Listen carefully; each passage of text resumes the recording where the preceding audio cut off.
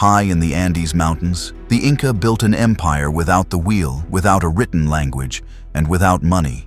Yet they governed millions of people, engineered roads across deserts and glaciers, and constructed cities that still stand today.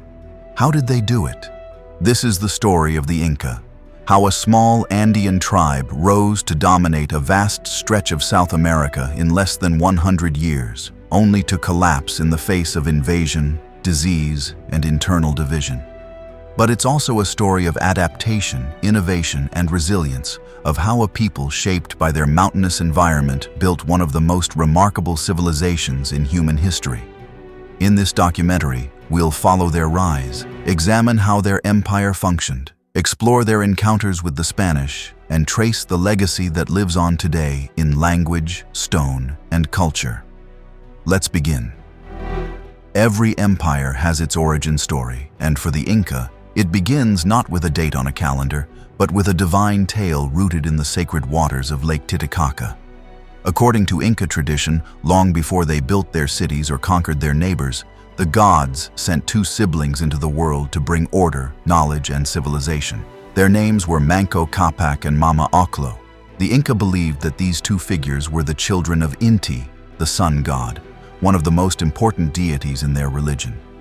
Inti, concerned about the ignorance and chaos among the people of the earth, sent his children to teach humanity how to live in harmony. Manco Capac was tasked with teaching men the skills of agriculture, governance, and worship, while Mama Oclo would teach women to weave and run households. They emerged from the waters of Lake Titicaca, or, in some versions of the myth, from a cave called Pachacuti. This creation myth was not simply a story. It was a powerful tool for legitimizing Inca rule. By claiming descent from the sun god, the Inca rulers positioned themselves not just as political leaders, but as semi-divine beings chosen to bring light and order to the world. The idea that their empire was born from divine will helped justify their expansion and authority across the Andes. Manco Capac and Mama Oclo wandered the land with a golden staff given to them by Inti. The instruction was simple. Wherever the staff sank into the ground with ease, that would be the place to found their city. They eventually reached a fertile valley surrounded by mountains, the future site of Cusco. There, the staff disappeared into the earth. Manco Capac declared this spot sacred and began the work of building a new society. Historians do not treat this myth as literal history. Instead, it reflects how the Inca understood their origins and their place in the world. What the myth does offer, however, is a clue to their cultural values: divine order, familial cooperation, and a strong connection to place. While the story of Manco Capac is not dated with historical precision, it likely reflects early memories of migration and tribal unification in the Cusco Valley sometime in the late 1st millennium. Archaeological evidence suggests that by the 11th or 12th century, the people who would become the Inca had begun to establish permanent settlements in the region. These groups were just one of many small chiefdoms competing for resources and influence in the highlands. In this competitive environment, myth served a strategic purpose. It created a shared identity that could unify diverse kinship groups under a single narrative. And as the Inca began to rise in power, they used stories like that of Manco Capac to set themselves apart from rival peoples. The Inca were not the first civilization to emerge in the Andes. Long before them came the Chavin, the Moche, the Nazca, the Wari, and the Tiwanaku, each contributing elements of religious practice, architecture, agriculture, and governance. The Tiwanaku, in particular, had strong influence in the region around Lake Titicaca and may have shaped the very myth of Manco Capac. Some scholars suggest that the Inca drew upon Tiwanaku religious ideas, adapting and reshaping them to serve their own imperial vision. Despite the importance of myth, the Inca also maintained oral records of genealogy. They believed that Manco Capac was the first of 12 Inca kings, forming a dynastic line that stretched over several centuries. While this list blends legend and history, later rulers used it to reinforce their claims to power. One important feature of the early Inca political structure was the concept of ayalu, or extended family groups. These kin-based units formed the foundation of Inca society. Manco Capac, is said to have organized the people of the Cusco Valley into ayllus, assigning each group specific responsibilities and land to cultivate. This communal organization would remain a cornerstone of Inca governance throughout the empire's history. The myth also contains a deeper layer of symbolism. The act of the golden staff sinking into the ground represents more than a convenient way to find a city site. It signals a harmonious relationship between people and the earth. For the Inca, land was not a resource to be exploited, but a sacred entity to be cared for. This perspective shaped their approach to agriculture, engineering, and even conquest. As the legend of Manco Capac spread, it served to bind the Inca people together under a single cultural and spiritual identity. It was not just a tale of origins, but a living story repeated in ceremonies, rituals, and political discourse. The emperor was often referred to as the Topa Inca, the only Inca, and was believed to be a direct descendant of Manco Capac and, by extension, the sun itself. This divine ancestry was invoked in both domestic rule and imperial expansion. Even when the Inca encountered resistance from other Andean peoples, their mythic origin gave them an ideological framework to justify their dominance. They were not merely conquering. According to their worldview, they were fulfilling a sacred mission to bring order and civilization. But building an empire required more than myth. It required diplomacy, warfare, and strategy. The real work of empire building would not begin in earnest until centuries after Manco Capac.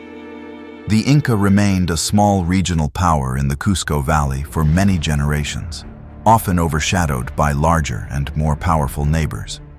From the sacred myth of Manco Capac's emergence from Lake Titicaca, we now turn to the early historical foundations of what would become the most powerful empire in pre-Columbian South America. Moving from legend to lived reality, the Inca gradually transformed from a small, localized community into a structured kingdom centered in a highland valley that would one day command millions of people. That place was Cusco. Located in the southeastern Andes, the valley of Cusco was not empty or untouched when the Inca arrived.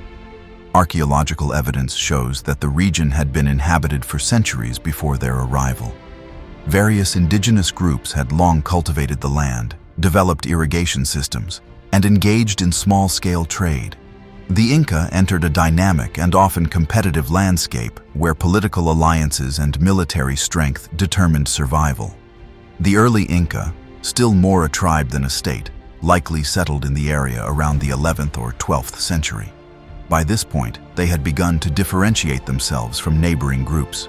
According to later accounts, they referred to themselves as the Capac Cuna, meaning the chosen ones or the noble lineage. This name reflected not only their self-perception but their aspirations for authority and cultural leadership.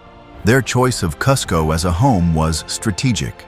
Nestled in a valley with access to water, arable land, and nearby trade routes, Cusco offered both agricultural productivity and a defensible position. The surrounding mountains and natural terraces provided protection, while the location itself connected the Inca to other important centers in the southern highlands. In effect, Cusco was not just a sacred place, it was a practical one. The process of turning Cusco into a kingdom was gradual.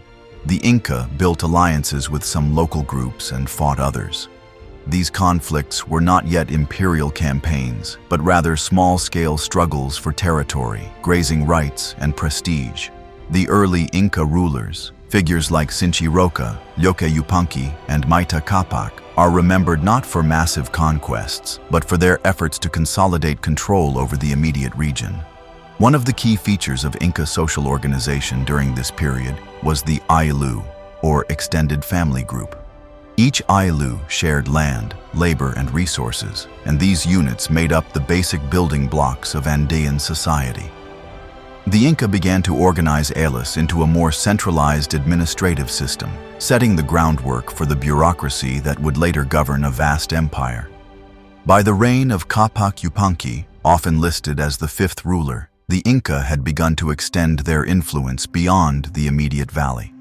This expansion remained limited, more a projection of prestige than a domination of distant territories. Still, it marked the beginning of an outward-looking political culture. Military organization became more refined during this era. Inca leaders developed systems for mobilizing warriors from different allies, allowing them to defend their territory more effectively and project limited force into neighboring areas.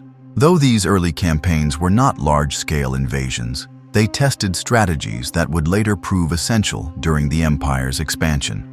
Cusco itself began to reflect these growing ambitions. The city evolved from a cluster of dwellings into a ceremonial and political center. The Inca began to construct stone buildings, plazas, and early roadways. They also initiated earthworks that would later become the foundation for the grand architecture of the imperial period. These developments demonstrated both practical governance and symbolic power. Cusco was being shaped into a center worthy of the divine lineage claimed by its rulers. Religious and ceremonial life also expanded. Though later structures like Coricancha, the Temple of the Sun, would be built during the imperial era, the foundations of religious centralization were laid early. The Inca began to emphasize solar worship, linking their leadership directly to Inti, the sun god. This religious authority was used not just for spiritual purposes, but as a means of unifying various clans under one cosmology. During this time, marriage alliances were a common strategy for consolidating political relationships. Inca rulers frequently married into the nobility of neighboring groups, thereby creating bonds that helped prevent conflict and promote cooperation. These alliances were as important as military victories in the slow process of kingdom building. By the time Inca Roca, often listed as the sixth ruler, came to power, the city of Cusco was gaining recognition across the southern highlands. He is credited with founding schools for the children of the nobility, reflecting an early investment in administrative continuity and elite cohesion. His reign also saw the continuation of efforts to bring outlying communities into a unified social and political framework. However, the Inca were far from dominant. Larger and more powerful groups, such as the Chanca and the Quechua, posed constant threats. The Inca remained a regional player, one among many, without the clear advantage in numbers or resources. What they did have was a developing model of leadership that emphasized lineage, divine connection, organization, and long-term strategy. Part of this strategy included the preservation and transmission of history through oral tradition. Without a written language, the Inca relied on oral historians and the use of quipu, knotted strings that recorded numerical and perhaps narrative information. These tools allowed them to track tribute, population, and possibly major events, helping to sustain administrative memory across generations. One noteworthy moment in the pre-imperial phase was the confrontation with the Ayarmaca, a powerful group located near the Cusco Valley. This conflict tested the Incas' military and diplomatic capabilities. Through a combination of warfare and negotiation, they eventually secured dominance in the valley, clearing the path for the future growth of Cusco as an uncontested center of power. By the early 14th century, the Inca had succeeded in establishing themselves as a small but stable kingdom. Their society was hierarchical, with the Sapa Inca at the top, followed by nobles, administrators, and commoners organized into elis. Their leadership rested on a combination of military strength, religious authority, and cultural cohesion. This system was still modest in scale but increasingly sophisticated. The transformation of the Inca from a mythic origin to a functioning kingdom took place over several generations. Each ruler contributed to the construction of Cusco not just as a city, but as the beating heart of a future empire. This era was defined not by conquests or dramatic events, but by gradual development, steady growth, careful planning, and the forging of an identity that could unify disparate peoples. The growing city of Cusco had established the Inca as a recognized regional presence, but recognition alone would not secure their future. As neighboring powers grew bolder and the Andes remained a patchwork of rival polities, the Inca needed to evolve. That turning point came under the leadership of a ruler named Viracocha Inca. a king whose reign would begin with promise but end in crisis, setting the stage for the most dramatic transformation in Inca history. Viracocha Inca was the 8th ruler in the traditional dynastic list. His name, like that of earlier rulers, carried strong spiritual weight. It invoked the creator god Viracocha, one of the central figures in the Andean religious worldview. Naming himself after this deity was not an act of arrogance, but one of symbolism. He intended to elevate the Inca's divine image and distinguish his reign as one destined for greatness. During the early part of Viracocha Inca's rule, the Inca kingdom appeared to be maturing. Cusco had grown into a structured administrative center, and its surrounding valley was firmly under Inca control. Tribute flowed into the capital from nearby communities, and a network of alliances kept the peace. Viracocha Inca invested in construction and infrastructure, expanding irrigation systems, terraces, and temples, many of which reinforced the city's religious and political importance. Yet this period of relative stability masked an underlying vulnerability. The Inca were still a small state in comparison to more powerful highland groups such as the Chanca, the Soras, and the Ayarmaca. These rivals watched Cusco's rise with unease.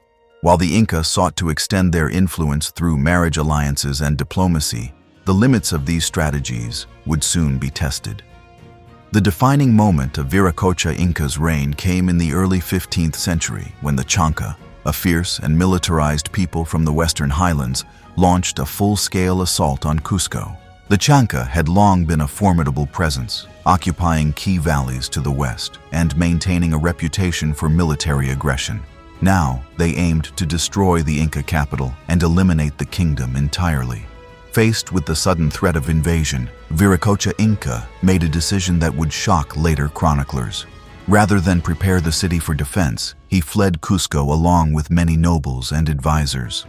Seeking refuge in the nearby Yupanqui Valley, Viracocha effectively abandoned his people and left the capital exposed.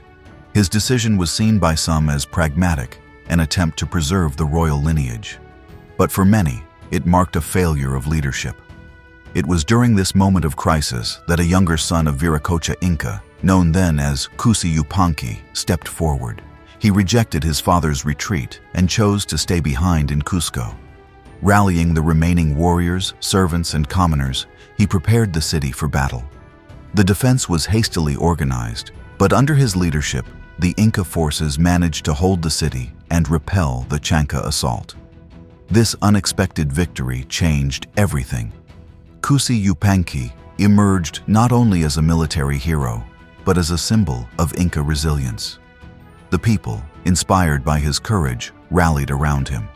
In the aftermath, he seized control, declaring himself the rightful heir and adopting a new name, Pachacuti, meaning earth shaker or world transformer. This name would come to define the beginning of a new era. The defeat of the Chanca was more than a military triumph. It marked a psychological turning point. The Inca, once considered a vulnerable highland group, had now proven themselves capable of standing against a major regional power. The empire they would go on to build was born from this moment, not through slow expansion, but through a sudden test of survival. Though Pachacuti's rise marks the start of the next phase in Inca history, the importance of Viracocha Inca's reign lies in what it revealed about the state of the kingdom before the transformation. His rule showed that the Inca had laid many foundations: urban planning, religious authority, and political organization, but lacked the military strength and leadership to expand beyond a local kingdom.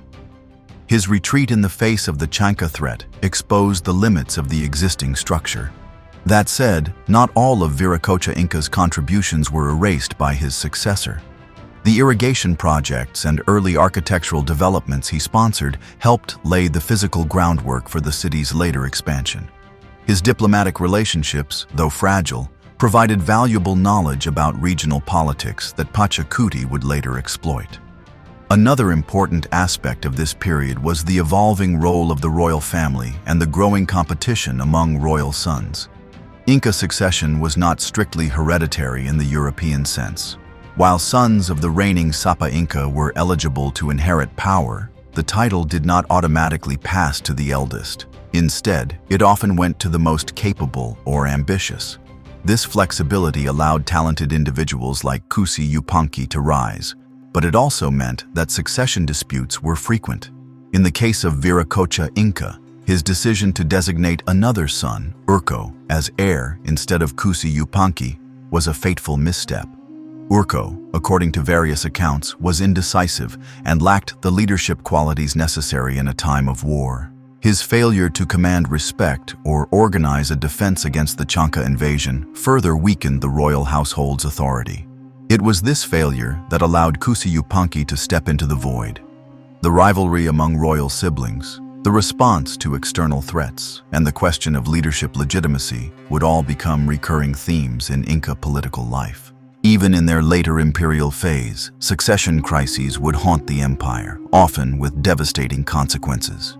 By the end of Viracocha Inca's reign, the Inca state had undergone a profound test. Though he had nurtured the kingdom's early institutions, his inability to defend them forced a dramatic reevaluation of what leadership required. His son's defiance and eventual triumph marked not only the end of one era, but the explosive beginning of another. The Inca were no longer simply caretakers of a sacred city. With the Chanca defeated and the old royal order challenged, the path was open for the creation of something far larger. What came next would reshape the Andes in ways that no one, least of all Viracocha Inca, could have imagined. Having emerged from the crisis of the Chanca invasion, the young and determined Yupanqui, now calling himself Pachacuti, stood on the threshold of a new chapter in Inca history. What came next was not merely a recovery of a shaken kingdom, but a complete transformation of the Inca state into an empire. Under Pachacuti's leadership, the Inca would shift from a regional power to a continental force, marking the true birth of the empire known as Tawantinsuyu. Pachacuti's name, meaning world shaker, was not chosen lightly. His vision went far beyond defending Cusco. It extended to reimagining every aspect of Inca society. He began with the city itself. After the Chanca were repelled, Pachacuti ordered the reconstruction of Cusco, but this was not a restoration of the old. It was a redesign that reflected a new imperial identity. Cusco was transformed into a planned urban center with symbolic and administrative significance. Streets were laid out in the shape of a puma, a sacred animal in Andean culture. Stone buildings were constructed with precise masonry that required no mortar, a style that would become a hallmark of Inca architecture. Temples, palaces, and plazas filled the city, reinforcing its status as the center of the empire. One of Pachacuti's most iconic projects was the construction of the Coricancha, or Temple of the Sun, built on earlier religious foundations. This temple became the most important religious site in the Inca world. Covered in gold and dedicated to Inti, the sun god, it stood as a testament to Pachacuti's commitment to integrating religion with state power. By promoting Inti as the supreme deity, Pachacuti unified diverse local cults under a common religious framework that supported the divine status of the Topa Inca. As he consolidated control over Cusco and its valley, Pachacuti began a bold campaign of territorial expansion. This was not just military conquest, it was a deliberate imperial strategy. He dispatched scouts, diplomats, and warriors to surrounding regions. His goal was to bring neighboring chiefdoms into the Inca orbit through a mixture of persuasion, intimidation, and force. Communities that submitted willingly were often rewarded. Their leaders could retain local authority, provided they pledged loyalty to the Topa Inca and participated in the imperial tribute system. Those who resisted faced swift military retaliation. But even in conquest, the Inca approach remained pragmatic. Defeated groups were often integrated into the empire through policies that preserved local customs while aligning them with imperial structures. To administer these new territories, Pachacuti introduced sweeping reforms. One of his most significant innovations was the division of the empire into 4 suyus, or quarters: Chinchaysuyu to the northwest, Antisuyu to the northeast, Kuntisuyu to the southwest, and Kulasuyu to the southeast. These four regions radiated outward from Cusco, which remained the sacred and administrative center. Together they formed what the Inca called Tawantinsuyu, the land of the four parts. Each suyu was managed by a governor loyal to the emperor, and within each region, further subdivisions allowed for detailed control of communities, labor, and resources. This decentralized yet highly coordinated model made it possible to govern diverse peoples across difficult terrain. Pachacuti also formalized the use of the mita system, a labor tax that required communities to provide workers for public projects, military service, or agricultural labor.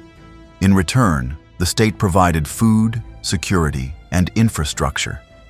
This system enabled the construction of roads, fortresses, and terraces throughout the expanding empire, and it created a sense of reciprocal obligation between the state and its subjects. One of the most impressive results of this system was the development of the Shapak Nyan, the royal road network. Stretching for thousands of kilometers, this road system connected the Andes from north to south. It included rope bridges, staircases carved into cliffs, and way stations known as tambos, where messengers and travelers could rest.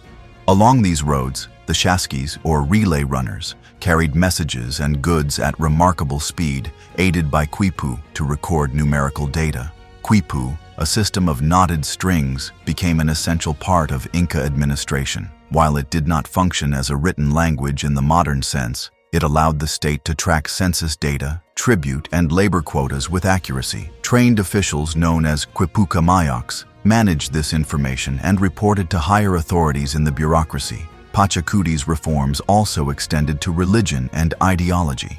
He promoted a doctrine of royal ancestor worship, where deceased emperors were mummified and maintained in lavish estates.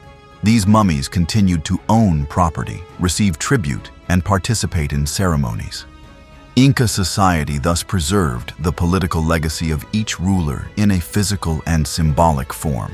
This practice reinforced dynastic continuity and justified the expansion of royal estates and authority.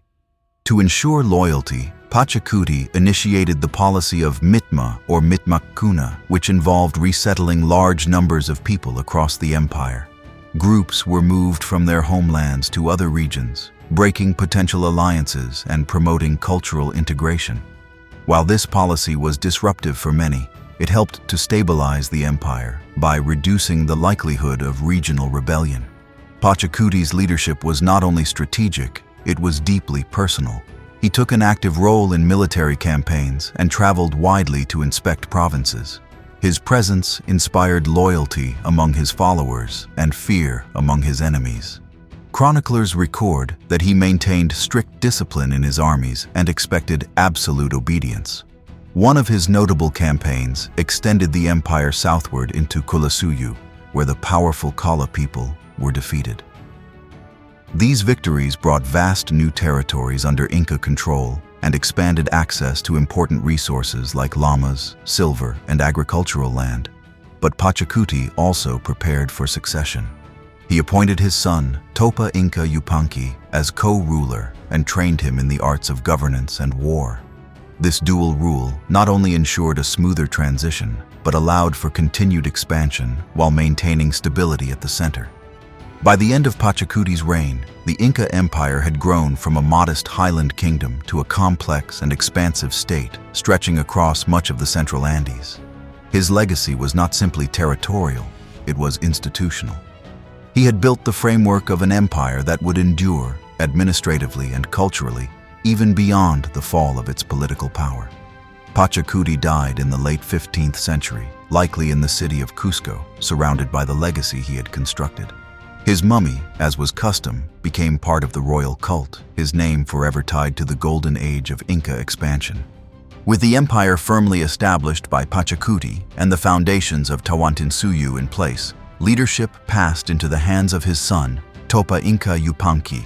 Unlike many imperial transitions in history, this handoff was not marked by instability or civil war. Instead, it signaled the beginning of a new phase of expansion in which the Inca pushed their frontiers far beyond the original highland heartlands, into tropical forests, coastal deserts, and across the spine of the Andes. Topa Inca Yupanqui had already gained experience in both military leadership and governance during his father's reign. As co-ruler in the latter years of Pachacuti's rule, he had helped to administer parts of the empire and lead key campaigns, particularly in the southern territories. This gave him the practical tools he needed to lead effectively from the beginning of his reign. Upon taking sole power, Topa Inca Yupanqui did not wait to assert his leadership. He launched a series of ambitious campaigns designed to consolidate existing holdings and expand into new regions. His strategy was systematic and often remarkably efficient, making use of the roads, administrative structures, and policies created under Pachacuti. One of his first major efforts was directed northward into present-day Ecuador. This region was home to a collection of resilient and often warlike societies, including the Cañari, who had resisted earlier attempts at conquest. The campaign in this region was challenging. The terrain was rugged, and the local communities were highly organized and skilled in guerrilla warfare. Nevertheless, Topa Inca Yupanqui adapted. He employed a combination of military force and calculated diplomacy.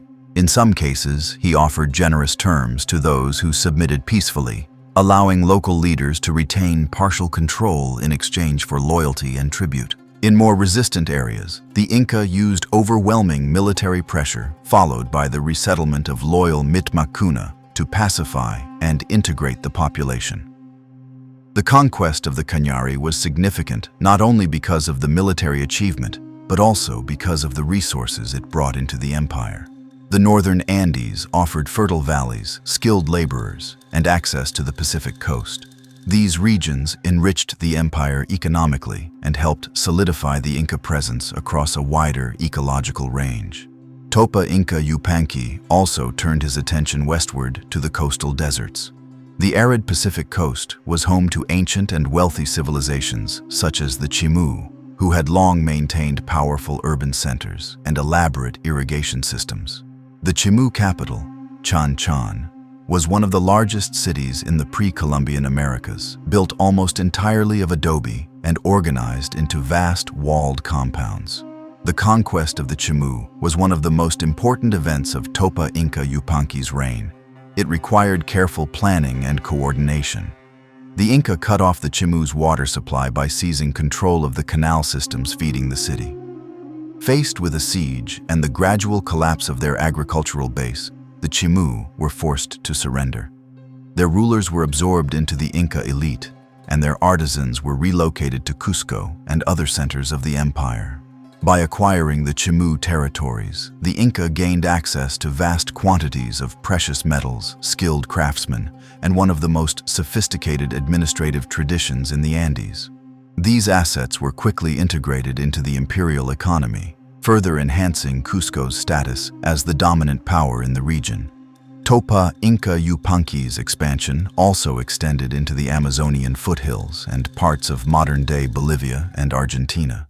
These regions were more difficult to control due to their geographical challenges and decentralized populations.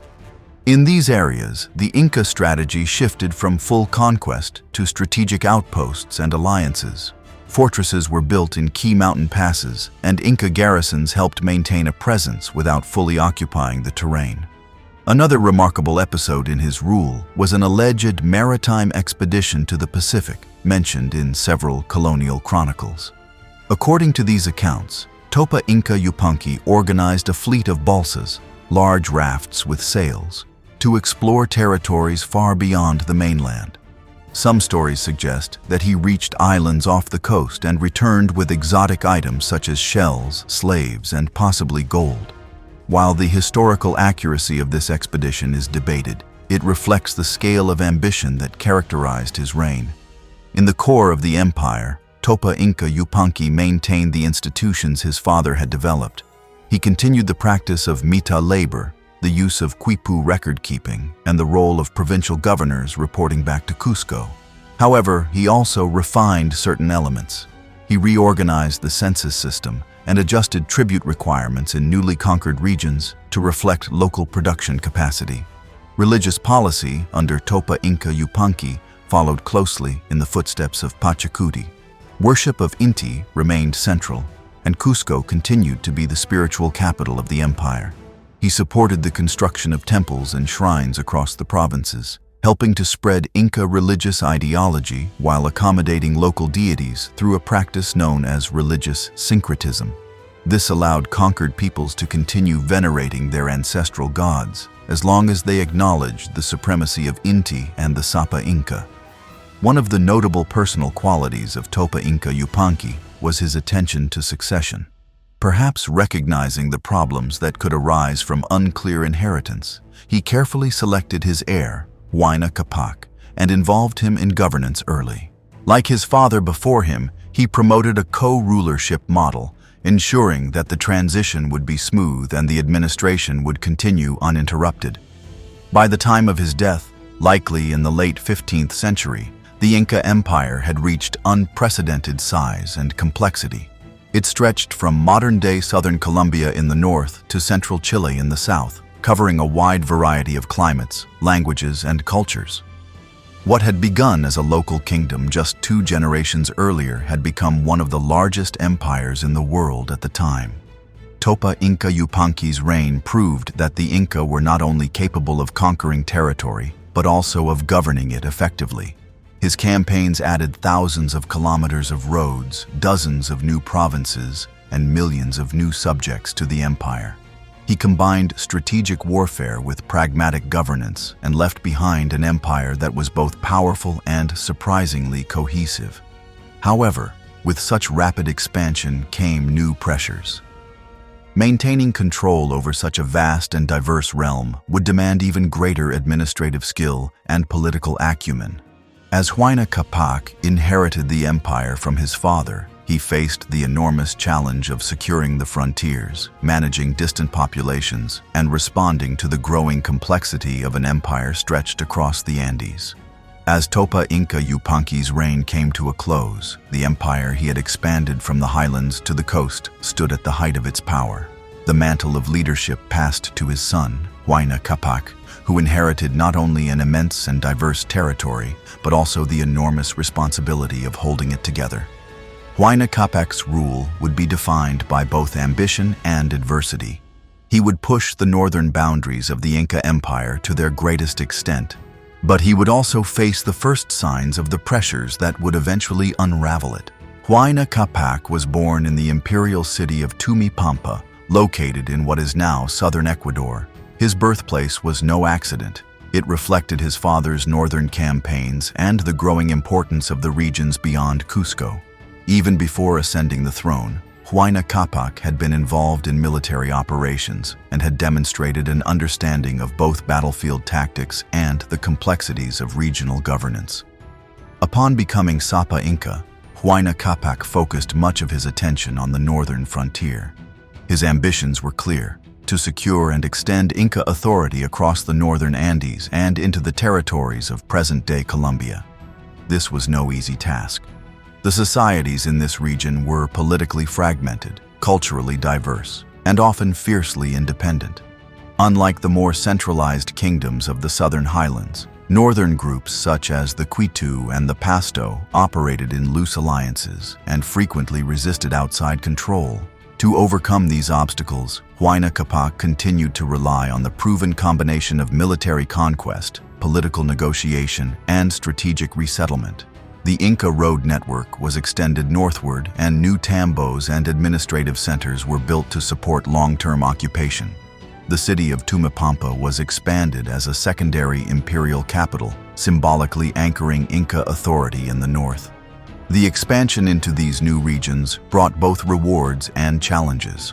On one hand, the incorporation of northern Ecuador and parts of Colombia added rich agricultural lands and new sources of tribute to the empire.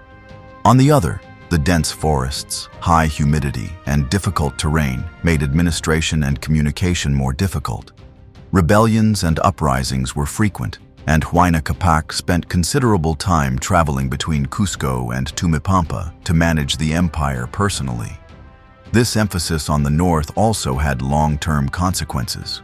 Huayna Capac's prolonged absence from Cusco weakened the traditional heart of the empire. Although power remained centralized in theory, in practice, The imperial court and key officials often operated independently, depending on which part of the empire the emperor occupied. This subtle decentralization would have serious implications when the empire later faced crisis. Another key feature of Huayna Capac's reign was his continued investment in public works. He ordered the construction of additional roads, bridges, and agricultural terraces in both the north and south. These projects not only improved logistical efficiency, but also helped integrate distant provinces into the imperial economy. By investing in infrastructure, he aimed to solidify Inca control and reduce the chances of rebellion. The empire also grew more complex under his leadership. As new regions were absorbed, new languages, religions, and social customs entered the imperial fold. The Inca continued their policy of cultural tolerance combined with gradual assimilation. Local elites were encouraged to learn Quechua, worship Inti, and adopt Inca dress and ceremony.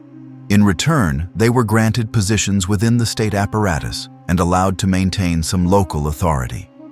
Despite these efforts, managing such a vast and diverse empire was no simple matter.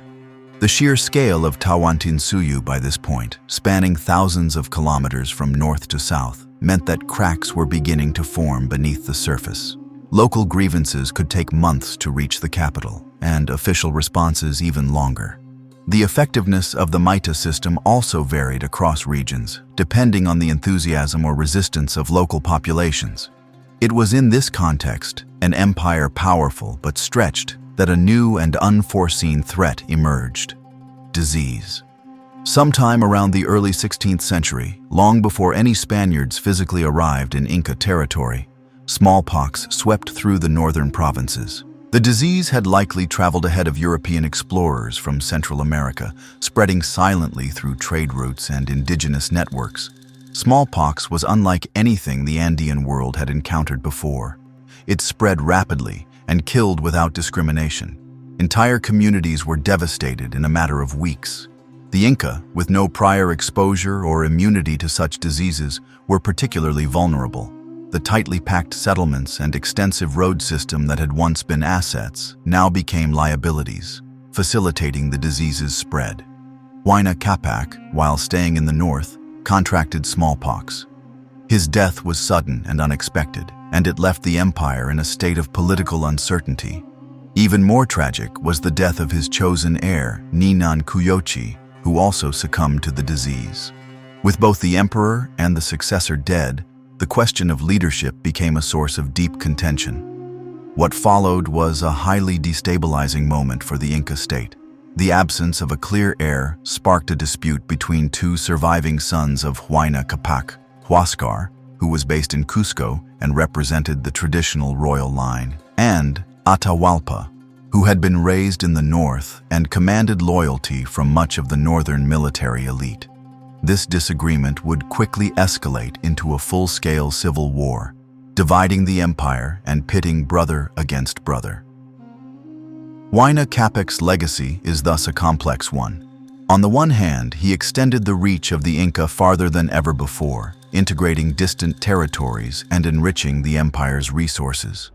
On the other hand, his prolonged focus on the north and the unforeseen outbreak of smallpox left the state vulnerable at a critical moment. His death without a stable transition plan fractured the political order and opened the door to internal conflict. Despite these challenges, the administrative systems he maintained remained largely intact. The Mita labor tax continued to function, the road network remained in use, and local governors still reported to the central authority. However, the unity that had held the empire together for nearly a century was beginning to falter. The death of Huayna Capac left behind not only an empire that spanned thousands of kilometers, but also a dangerous power vacuum. His chosen heir, Ninan Kuyochi, had died, likely from the same smallpox epidemic that claimed his father. With no clear successor, the imperial family split into rival factions. What followed was one of the most destructive conflicts in the empire's history, a civil war between two sons of Huayna Capac, Huascar and Atahualpa. At the heart of the conflict was the issue of legitimacy. Huascar was based in Cusco and was supported by many of the empire's traditional elites. He was seen by the southern nobility as the rightful heir, both because of his seniority and because he remained close to the political and religious center of Inca life. As the empire's capital and spiritual core, Cusco had always held symbolic importance, and for many, Huáscar's claim was rooted in this ancient authority. Atahualpa, on the other hand, had been raised in the northern regions of the empire, particularly around Tumipampa and Quito. These areas had grown in importance during Huayna Capaca's campaigns and administrative reforms. Atahualpa had earned the loyalty of many generals and administrators in the north, especially those who had served under his father. Although he lacked the formal endorsement of the Cusco elite, he had the backing of a powerful and battle-hardened army. What began as a dynastic dispute soon evolved into a brutal and far-reaching conflict. The Inca Empire, though still formally united, was effectively split between two competing power centers: Cusco in the south under Huáscar and the northern highlands under Atahualpa.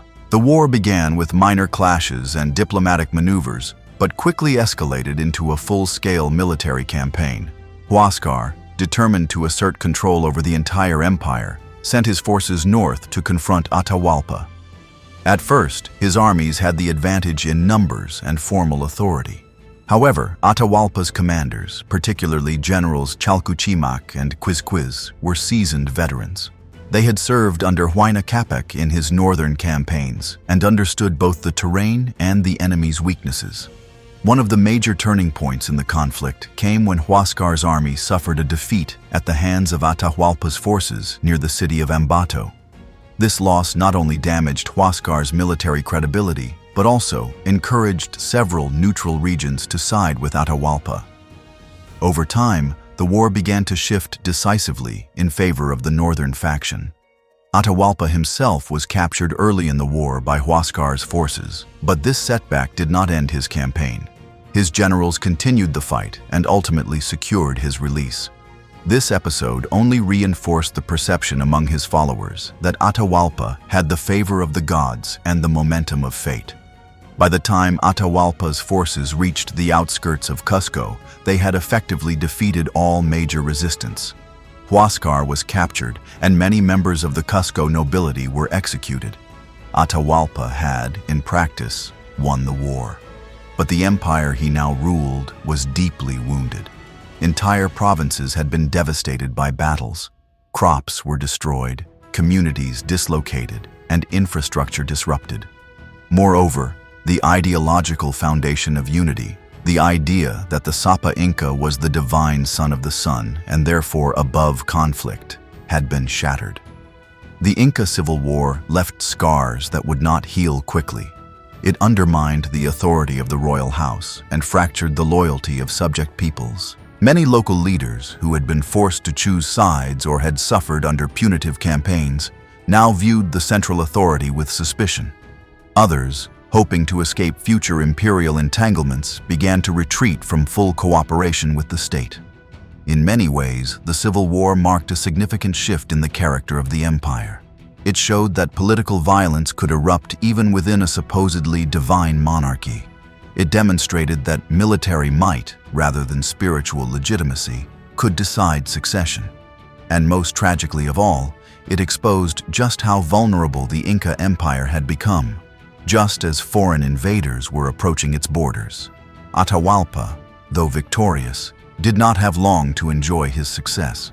As he moved through the northern city of Cajamarca, consolidating his power and preparing for his official march to Cusco, reports began to arrive of strange men landing on the coast. These newcomers wore metal armor, rode animals unlike anything seen in the Andes, and carried powerful weapons. They were led by a man named Francisco Pizarro. Atahualpa, confident from his recent victory and surrounded by a large army, did not initially see the newcomers as a serious threat. After all, the Inca had just overcome a bloody internal war. What challenge could a few hundred foreign men pose to an empire of millions? This sense of confidence, or perhaps overconfidence, would prove fatal. The civil war between Huáscar and Atahualpa was more than just a dynastic struggle. It was a civilizational rupture that weakened the foundations of one of the world's greatest empires. and it occurred at the worst possible moment. Atahualpa's victory over Huascar had secured his control over the fractured Inca Empire, but he now ruled a realm weakened by civil war, scarred by violence, and still reeling from the effects of disease. It was into this fragile landscape that a small, unknown force of foreigners began to move. Unannounced, underestimated, and soon to be devastating. Far from the Andes, on the coasts of Central America and the Caribbean, Spanish expeditions had already begun reshaping the world of the Americas. Following the conquest of the Aztec Empire by Hernán Cortés, tales of gold, cities of wonder, and vast inland empires circulated among Spanish adventurers. One of those men was Francisco Pizarro. Pizarro was not a nobleman by birth. He had grown up in relative poverty in Spain and had come to the New World as a soldier of fortune. Through connections and ambition, he found himself involved in exploratory ventures along the Pacific coast of South America during the early decades of the 16th century. The Spanish had heard rumors from indigenous groups of a powerful inland kingdom, rich in gold and governed by a supreme ruler. Pizarro launched several expeditions along the coast during the late 1520s. These early forays were modest in scale, often plagued by hardship and lack of supplies.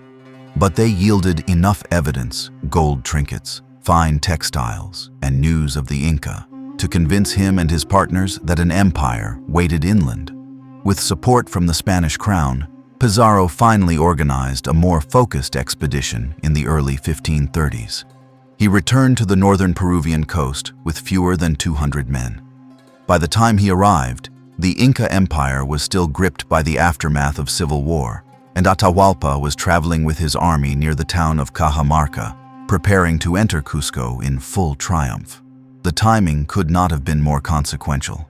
From the beginning, the Spanish approach was cautious but calculated. They made contact with coastal natives, who often viewed the newcomers with a mixture of fear and opportunity. Many indigenous groups who had been marginalized or mistreated by the Inca saw in the Spanish a chance to shift the balance of power. This pattern of local alliances would prove central to the Spanish strategy. As Pizarro and his men advanced toward the highlands, they were astonished not only by the terrain, but by the scale of Inca infrastructure.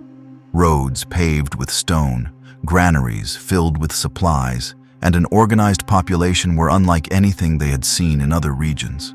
Despite their small numbers, the Spaniards were well armed. They carried steel swords, pikes, and firearms, technologies completely unknown in the Andes. They also brought horses, which had never been seen before in South America and were regarded by many locals as supernatural creatures. The first formal contact between the Inca and the Spanish occurred near Cajamarca in the year 1532. Atahualpa, though aware of the strangers' presence, did not see them as a significant threat. He was at the head of an army numbering in the tens of thousands. The foreigners, by contrast, were few, dressed in unfamiliar armor, and arrived without any visible support network. Still, Pizarro sent messages to request an audience with Atahualpa. The Inca ruler, curious but unimpressed, agreed to meet. He had no reason to fear these outsiders. His scouts reported that the Spanish had no large force and seemed to be seeking peaceful relations. But what Atahualpa did not understand was the mindset and objectives of the invaders. The Spanish did not come merely to trade or explore. They came to conquer. To the Spanish, the Inca were heathens, and their empire a prize to be seized.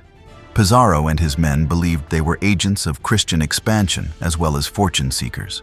The strategy they employed had worked in Mexico: kidnap the leader, control the state. It was with this plan in mind that Pizarro devised a trap. The meeting between Atahualpa and the Spanish was arranged in Cajamarca's central plaza. Atahualpa arrived in full splendor, carried on a golden litter, and accompanied by an honor guard. He brought no weapons. His soldiers remained outside the city, confident in their overwhelming strength. Pizarro's men were hidden in buildings surrounding the plaza. A Dominican friar named Vicente de Valverde approached Atahualpa and presented a Bible, demanding that he accept Christianity and submit to the authority of the Spanish crown. The exchange was tense. Atahualpa, unfamiliar with the object and the language, reportedly threw the Bible to the ground. Whether the account is accurate or embellished, it served as the signal. The Spaniards sprang into action. With steel and horses, they charged the unarmed royal party. Atahualpa was seized in the chaos, and hundreds of his attendants were killed. The entire attack lasted only minutes, but it shattered the Inca leadership.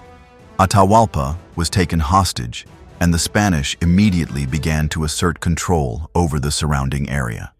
The capture of Atahualpa without a battle stunned the Inca. The emperor was not only the political leader, but also the religious figurehead of the empire. His capture sent shockwaves throughout the administrative structure.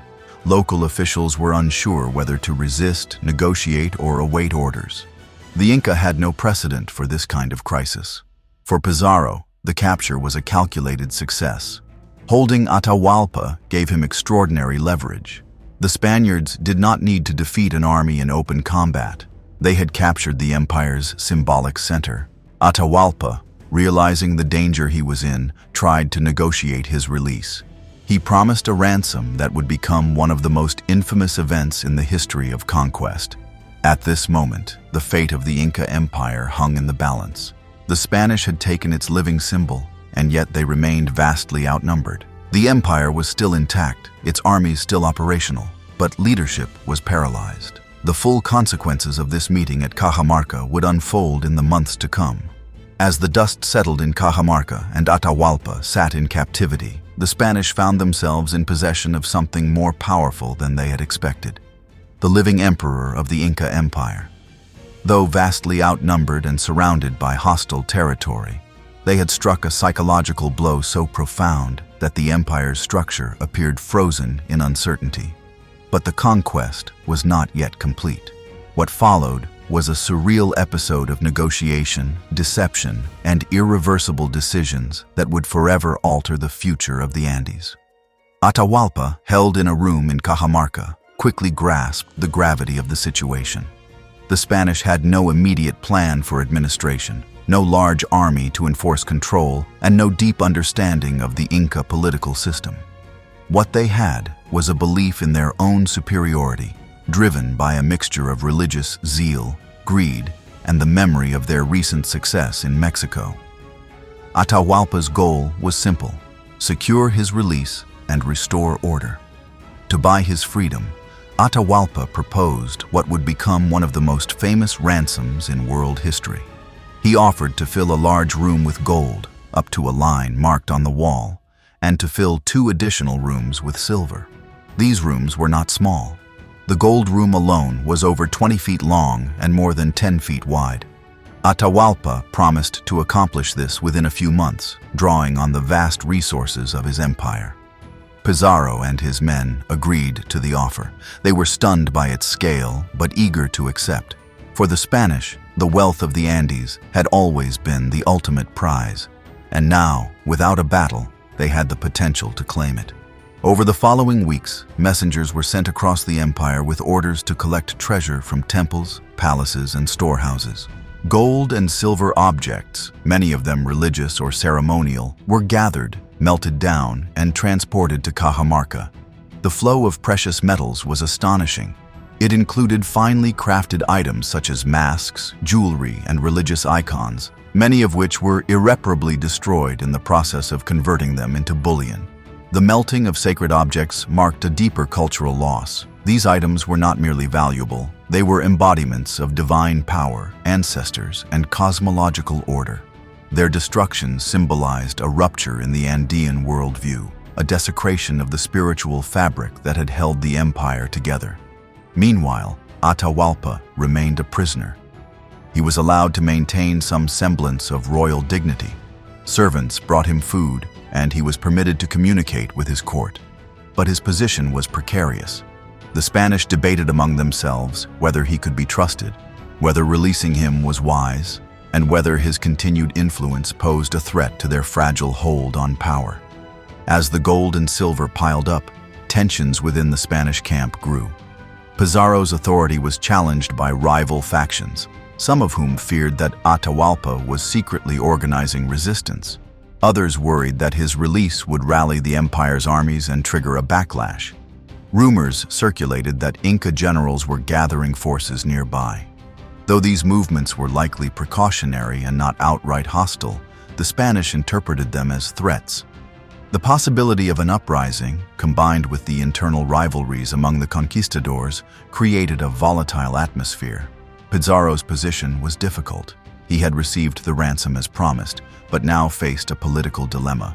Releasing Atahualpa would restore some stability, but could also reignite the Inca resistance.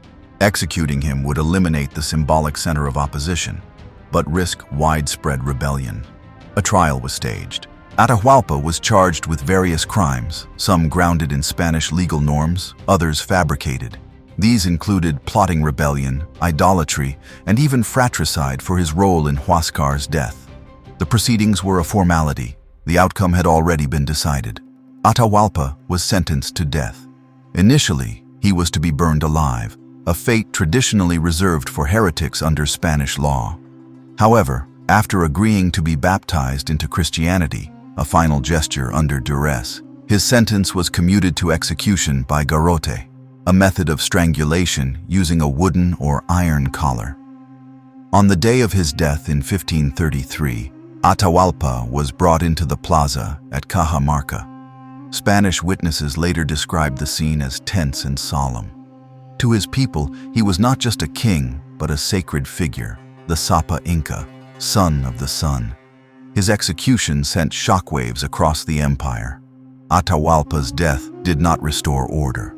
If anything, it plunged the empire deeper into chaos. The Inca nobility were left leaderless, uncertain whether to resist, collaborate, or attempt to restore the dynasty through another heir. The armies that had once followed him scattered. Some returned to their provinces, others took to the mountains, and many refused to recognize the Spanish authority. For the Spanish, the ransom brought unimaginable wealth. The treasure was divided among the conquistadors, with each man receiving a portion based on rank. Pizarro and his closest allies received the lion's share, while lower-ranking soldiers took home smaller amounts. The gold and silver were eventually transported to Panama and then to Spain, enriching the Spanish crown and fueling further colonial ambitions. But the cost was steep. The destruction of Inca cultural heritage, the death of its emperor, and the breakdown of its political order left the empire vulnerable to further exploitation. Pizarro now faced the challenge of governing a territory whose people were bewildered, grieving, and increasingly resistant. Atahualpa's execution marked the symbolic end of the unified Inca Empire. Although Spanish control was not yet complete, the empire's ability to coordinate a meaningful defense had been shattered. Future rulers would emerge, resistance would continue, but the world created by Pachacuti and his descendants had been irreversibly altered. Following the execution of Atahualpa in Cajamarca, the Spanish held in their hands not only the unimaginable wealth of the ransom, but also a disoriented and leaderless empire. Though they were few in number and deep in foreign territory, they now had a crucial advantage: the collapse of centralized authority among the Inca. Their next move would be both strategic and symbolic: seize Cusco, the imperial capital and heart of Tawantinsuyu.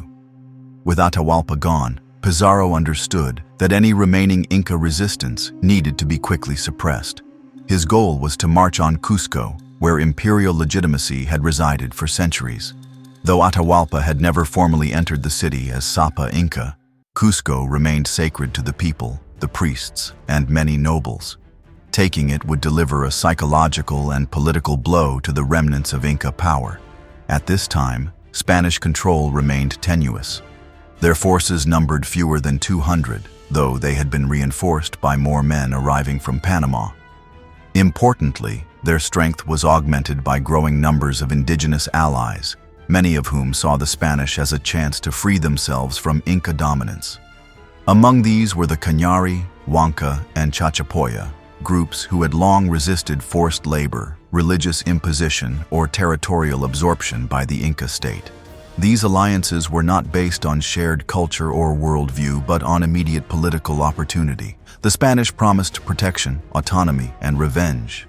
While these promises were rarely fulfilled in the long term, They were compelling enough at the time to bring thousands of native warriors to Pizarro's side. The Spanish made their way south through the highlands, encountering little organized resistance. The Inca administrative system, paralyzed by the power vacuum, failed to mobilize a coherent defense. Many local leaders, uncertain who held authority or fearing reprisals, surrendered without a fight. Some attempted negotiation, while others simply vanished into the mountains, waiting to see which side would prevail. It was during this phase of the march that a new figure emerged, Manco Inca Yupanqui. A member of the royal family, Manco had survived the civil war and was seen by many nobles in Cusco as a legitimate heir. He had a claim to the throne, but lacked the means to enforce it. Recognizing this, the Spanish approached him with a calculated offer. They proposed to install Manco as a puppet Topa Inca, giving him the title and ceremonial status in exchange for loyalty and cooperation. Desperate to preserve the dynasty and hopeful that this arrangement could stabilize the situation, Manco accepted. With his support, the Spanish could claim that they were not destroying the empire, but simply restoring order under new guidance. By the time the Spanish reached the outskirts of Cusco in 1533, the city was vulnerable. Many of the warriors were away with the remnants of Atahualpa's northern forces, and the nobility was divided. After some minor skirmishes, the Spanish and their allies entered the city without major resistance. What they found astonished them. Cusco was a marvel of urban planning and architectural genius. Its stone walls perfectly fitted, its temples richly adorned, and its streets laid out in symbolic patterns reflecting the empire's cosmology. Among the most impressive sights was the Coricancha, the Temple of the Sun, whose inner walls had once been sheathed in gold. Though much of the precious metal had already been stripped and sent to Cajamarca as part of Atahualpa's ransom, the grandeur of the structure still made an impression. The Spanish quickly set about consolidating control. They installed Manco Inca as Topa Inca and began converting key buildings for their own use. The Coricancha was transformed into a Christian church. Palaces were occupied or repurposed. The plaza, once the center of imperial ceremonies, now served as a military staging ground. Looting, destruction, and violence followed. Though Pizarro tried to enforce some order among his men, the lure of gold and the absence of legal constraints led to widespread abuse. Temples were desecrated, and many religious items were either melted down or destroyed. Inca nobles were harassed, and some were executed for suspected resistance. Still, the Spanish recognized that their victory was far from complete. The Inca state had lost its head, but its body remained. Regional governors still held power in remote provinces. Armies loyal to the Inca cause had not been fully defeated. Most importantly, the people had not yet accepted Spanish rule as permanent. The days following the occupation of Cusco were filled with tension. Manco Inca, though outwardly cooperative, began to see the true nature of the arrangement. His role was ceremonial at best. Real power rested with Pizarro and his captains. As Spanish abuse escalated and native customs were increasingly suppressed, Manco grew disillusioned. Meanwhile, Spanish politics also turned inward. Rivalries between Pizarro and his longtime partner Diego de Almagro began to surface. Almagro had expected to share in the spoils and governance of the new territories, but found himself sidelined in Cusco. This rivalry would later spark a civil war among the Spaniards themselves, another layer of conflict added to the already fractured landscape. Despite these internal tensions, the capture of Cusco marked a decisive milestone in the conquest.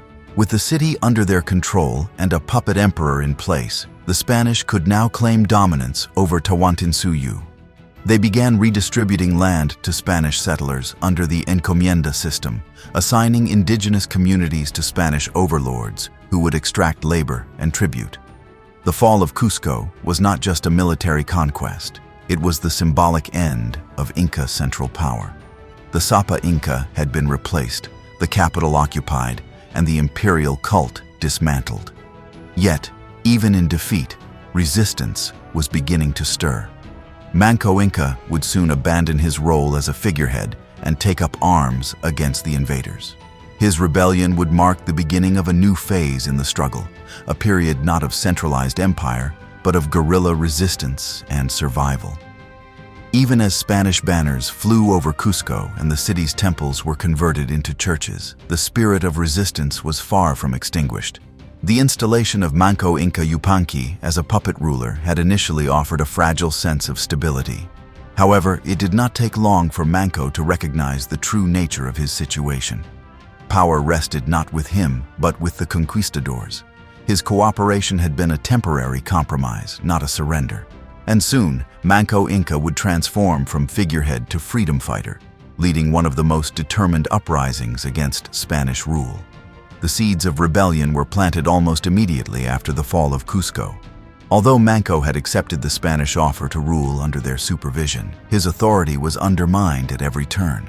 He was mocked, abused, and eventually imprisoned by the Pizarro brothers, particularly Gonzalo and Juan. Reports from the time describe him being physically assaulted and held under guard, his dignity as Topa Inca stripped away piece by piece. This treatment made one thing clear. He was not a partner in governance, but a prisoner in his own palace. Yet Manco was observant. He played along just long enough to win the trust of his captors. In the year 1536, he requested permission to leave Cusco under the pretext of retrieving a sacred statue of his father, Huayna Capac. The Spanish, perhaps seeing no threat from a weakened native king, granted his request. Manco rode out of the city, but instead of returning, he disappeared into the mountains and began raising an army. What followed was a remarkable feat of resistance planning. Manco Inca sent word across the Andes, calling for the support of former generals, local chiefs, and surviving Inca officials. Messages were carried by trusted runners, and loyalists responded with enthusiasm. Within a short time, tens of thousands of warriors had assembled under Manco's banner, many of them survivors of the Civil War or victims of Spanish exploitation. Manco's strategy was bold: to retake Cusco, the imperial capital, and drive out the Spanish once and for all. In early 1536, his forces laid siege to the city. The siege would last for nearly a year and become one of the greatest indigenous resistance efforts in the history of the Americas. The numbers were staggering. Estimates suggest Manco's army may have numbered over 100,000, drawn from across the former empire. They surrounded Cusco, cutting off supply lines and harassing Spanish patrols. The Spanish, for all their armor and horses, were vastly outnumbered and increasingly isolated. Inside the city, the mood turned desperate. The conquistadors had fortified key buildings, including the former palace and religious structures, now turned into strongholds. The once proud city had become a fortress under siege. Food grew scarce, morale weakened, and the Spanish feared an all-out assault. Manco's forces launched repeated attacks on the city's defenses. One of the most significant battles took place at Sacsayhuaman, the massive fortress overlooking Cusco. This structure, built from enormous interlocking stones, had been a key military and ceremonial site during the height of the empire. Now, it became the center of a brutal contest. After days of fierce fighting, the Spanish managed to take Sacsayhuaman through a risky and bloody assault. Its loss was a blow to Manco's campaign. Though his forces remained numerous, the failure to control the high ground above Cusco limited their effectiveness. Still, the siege continued for months, turning into a war of attrition. Manco's army employed tactics suited to their knowledge of the terrain. They disrupted Spanish supply lines, burned crops, and used hit-and-run attacks to keep pressure on the occupiers. But as the months dragged on, the siege began to lose momentum. Spanish reinforcements, arriving from the coast, slowly tilted the balance. Francisco Pizarro, based in Lima, sent troops to relieve the city. These reinforcements included cavalry and artillery, tools the Inca could not match. The Spanish began to regain control of surrounding areas and reopen roads into the city. Manco Inca, seeing that the siege could no longer be sustained, made a difficult decision. In early 1537, after nearly a year of fighting, he lifted the siege and withdrew into the mountains. His campaign had not succeeded in retaking Cusco, but it had proven that Spanish control was far from secure. More importantly, It revealed that the Inca spirit of resistance was still alive, not just in isolated communities, but across the breadth of the former empire. Manco did not surrender. Instead, he established a new base of operations in the remote and forested region of Vilcabamba, west of Cusco. There, he founded what would become known as the Neo Inca State, a refuge for rebels, loyalists, and anyone unwilling to live under Spanish rule. From this stronghold, Manco would continue to resist for years to come, leading raids, forming alliances, and maintaining the symbols of Inca sovereignty. The siege of Cusco marked a turning point. While it ultimately failed to expel the Spanish, it demonstrated that conquest was not a simple, one-sided affair. The Inca were not passive victims, but active agents fighting to reclaim their world. Their resistance was not a brief uprising, but a sustained struggle, fueled by memory, loyalty, and hope. In the years following the siege, Manco Inca continued to rule in Vilcabamba, issuing decrees, conducting ceremonies, and keeping alive the royal traditions of the past. The Spanish, though dominant in the cities and valleys, never fully conquered the highland resistance. The empire, as it had once existed, was gone, but its heartbeat echoed in the forests and mountains, where Manco and his followers held fast. Manco Inca Yupanqui's withdrawal from Cusco did not mark the end of the Inca story. It marked the beginning of a new chapter. From the rugged and forested highlands beyond Spanish reach, he carved out a final refuge for Inca sovereignty. Hidden deep in the cloud forests of the Andes, the city of Vilcabamba became the capital of a new state, a last stand for royal Inca resistance. This Neo Inca state would endure for nearly 4 decades, refusing to surrender and preserving a flickering flame of independence in the shadow of conquest. After lifting the siege of Cusco in early 1537, Manco retreated northwest into the remote Vilcabamba region, a dense and isolated part of the Andes lying beyond the Apurimac River. This terrain, steep and humid, with limited access routes, was ideally suited for defensive resistance. It was familiar to the Inca and inhospitable to Spanish horses and armor. In this setting, Manco began constructing a new center of power. Unlike the grand cities of the imperial past, Vilcabamba was not built to awe. It was built to endure. It functioned more as a guerrilla base than an administrative capital. Yet within it, the core of Inca civilization remained alive. Manco maintained his royal court, performed religious ceremonies, and governed according to Inca customs.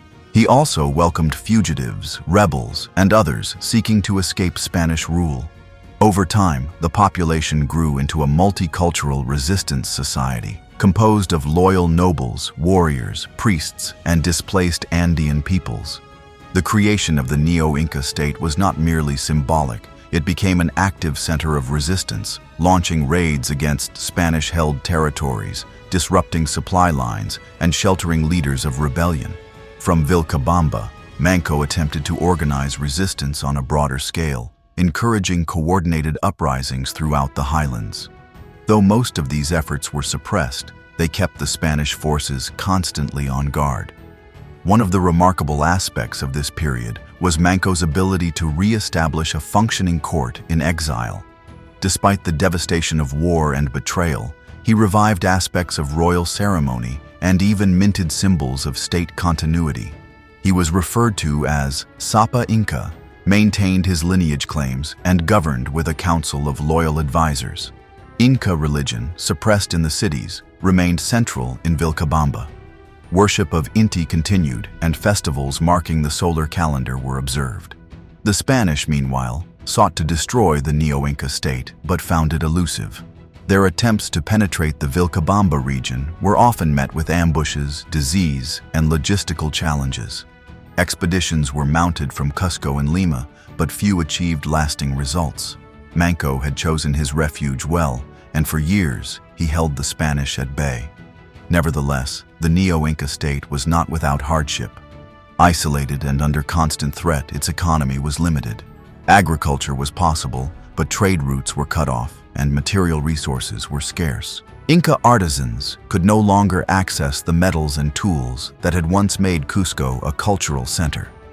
Many families lived in uncertainty, and young generations grew up in a world far removed from the empire their ancestors had built. During this time, Spanish rule in other parts of Peru was consolidating. Francisco Pizarro and Diego de Almagro fell into open conflict over territory and power. Their internal war, culminating in Almagro's execution and later Pizarro's assassination, destabilized Spanish control and provided further opportunity for resistance. Manco, though tempted to intervene more broadly, wisely avoided direct entanglement, choosing instead to focus on sustaining his position in Vilcabamba. By the late 1540s, the political climate in Peru began to stabilize under Spanish colonial administration. With the appointment of viceroys and the establishment of new institutions, the Spanish turned renewed attention to eliminating the final pockets of resistance. Still, the Neo Inca State endured. Manco Inca was assassinated in 1544, not by the Spanish, but by former supporters of Diego de Almagro who had sought refuge in Vilcabamba. These Spaniards, once welcomed by Manco as allies, murdered him in a treacherous act of revenge. The loss of Manco was a major blow, but it did not end the resistance. His sons, Sayri Tupac, Titu Cusi Yupanqui, and eventually Tupac Amaru would carry on the legacy. Sayri Tupac, the eldest, was offered a deal by Spanish authorities. In exchange for abandoning Vilcabamba and accepting baptism, he would be given land, titles, and recognition. Tired of war, and perhaps seeing no future in continued isolation, he accepted. He moved to Spanish territory, converted to Christianity, and was granted an estate. Though this marked a temporary pause in resistance, it was not the end. Titu Cusi Yupanqui, another of Manco's sons, rejected this arrangement. He returned to Vilcabamba, reasserted Inca independence, and ruled the Neo Inca State for more than a decade. Under his leadership, resistance activities resumed, though now often framed as defense rather than expansion. Titu Cusi attempted diplomacy with the Spanish while also maintaining Inca traditions. He allowed some missionaries into Vilcabamba, showing selective openness to the outside world, but never abandoned his claim to sovereignty. After Titu Cusi's death, the mantle passed to Tupac Amaru, not to be confused with the later revolutionary of the same name. Tupac Amaru inherited an increasingly difficult position. The Spanish, now stronger and more organized, were determined to eliminate the last vestige of the Inca state. In the year 1572, the Spanish launched a final campaign into Vilcabamba. This time, they succeeded. They captured Tupac Amaru and marched him to Cusco, where he was publicly executed. With his death, the last Inca ruler fell, and the Neo Inca State came to an end. Yet the story did not fade quietly. The memory of Vilcabamba, of Manco Inca's defiance, and of the final resistance became woven into Andean identity. It would live on in oral histories, songs, and the future struggles for justice and recognition. While the Neo Inca State of Vilcabamba resisted in the forested fringes of the Andes, another story was unfolding in the cities and valleys that had already fallen under Spanish control. The conquest of the Inca Empire is often told as a tale of a few hundred Spanish conquistadors defeating millions, but the truth is far more complex. The downfall of the empire was not a simple collision between two worlds. It was shaped, and in many ways made possible, by the active participation of indigenous allies, as well as by infighting among the Spanish themselves. From the earliest days of Pizarro's expedition into the Andes, the Spanish had relied heavily on local alliances. Unlike the myth of an all-conquering force, the reality is that the Spanish were always few in number, unfamiliar with the terrain, and dependent on native logistical support. The key to their success lay in exploiting the fractured political landscape that the Inca themselves had created. Many indigenous groups harbored deep resentment toward Cusco. The empire, for all its organization and accomplishments, had expanded rapidly and often through force. Conquered communities had been subjected to the Mita labor tax, religious suppression, and forced resettlement. The Mitmakuna policy, while useful for managing diversity, had disrupted traditional lifeways. Resistance simmered in many regions. So when the Spanish appeared, strange, dangerous, and potentially powerful, some Andean groups saw an opportunity. Chief among these were the Cañari in the north, who had long resisted Inca domination. When Atahualpa's forces passed through their territory during the Civil War, the Cañari allied with the Spanish instead. They provided not just warriors but critical intelligence, knowledge of the terrain, and communication with other local groups. The Huanca people in the Central Highlands also threw their support behind the Spanish. They had never accepted Inca rule fully and now hoped to regain autonomy through an alliance with the newcomers. In the southern Andes, the Chachapoya and others joined the resistance against Inca loyalists. In many cases, these groups outnumbered the Spanish and fought as the frontline forces in campaigns against the empire. These alliances were rarely based on loyalty to Spain or Christian conviction. They were tactical and conditional. Indigenous allies hoped that by helping remove the Inca, they might restore their own local authority. Some even imagined a new shared order in which Spanish and native rulers governed side by side. However, the Spanish viewed these alliances differently. They saw their indigenous partners as useful but temporary instruments. Once the conquest was secure, the promises made to these allies were often ignored. Lands were confiscated, forced labor reimposed, and indigenous leaders pushed aside. The encomienda system institutionalized this betrayal, assigning communities to Spanish overlords who extracted labor and tribute in exchange for supposed protection and Christian instruction. Yet indigenous contributions to the conquest cannot be overstated. Without them, the Spanish would have been unable to maintain supply lines, understand local politics, or secure key victories in battles such as those at Cajamarca and Cusco. These were not passive auxiliaries. They were active agents shaping the course of history. Meanwhile, as Spanish power expanded, internal divisions emerged among the conquistadors themselves. The most prominent and destabilizing of these was the feud between Francisco Pizarro and his former partner, Diego de Almagro. The two had cooperated during the early phases of conquest, but soon clashed over control of territory and spoils. Almagro felt marginalized after the capture of Cusco, which he believed he had helped secure. He was granted control over the southern region of New Toledo, but its borders were poorly defined.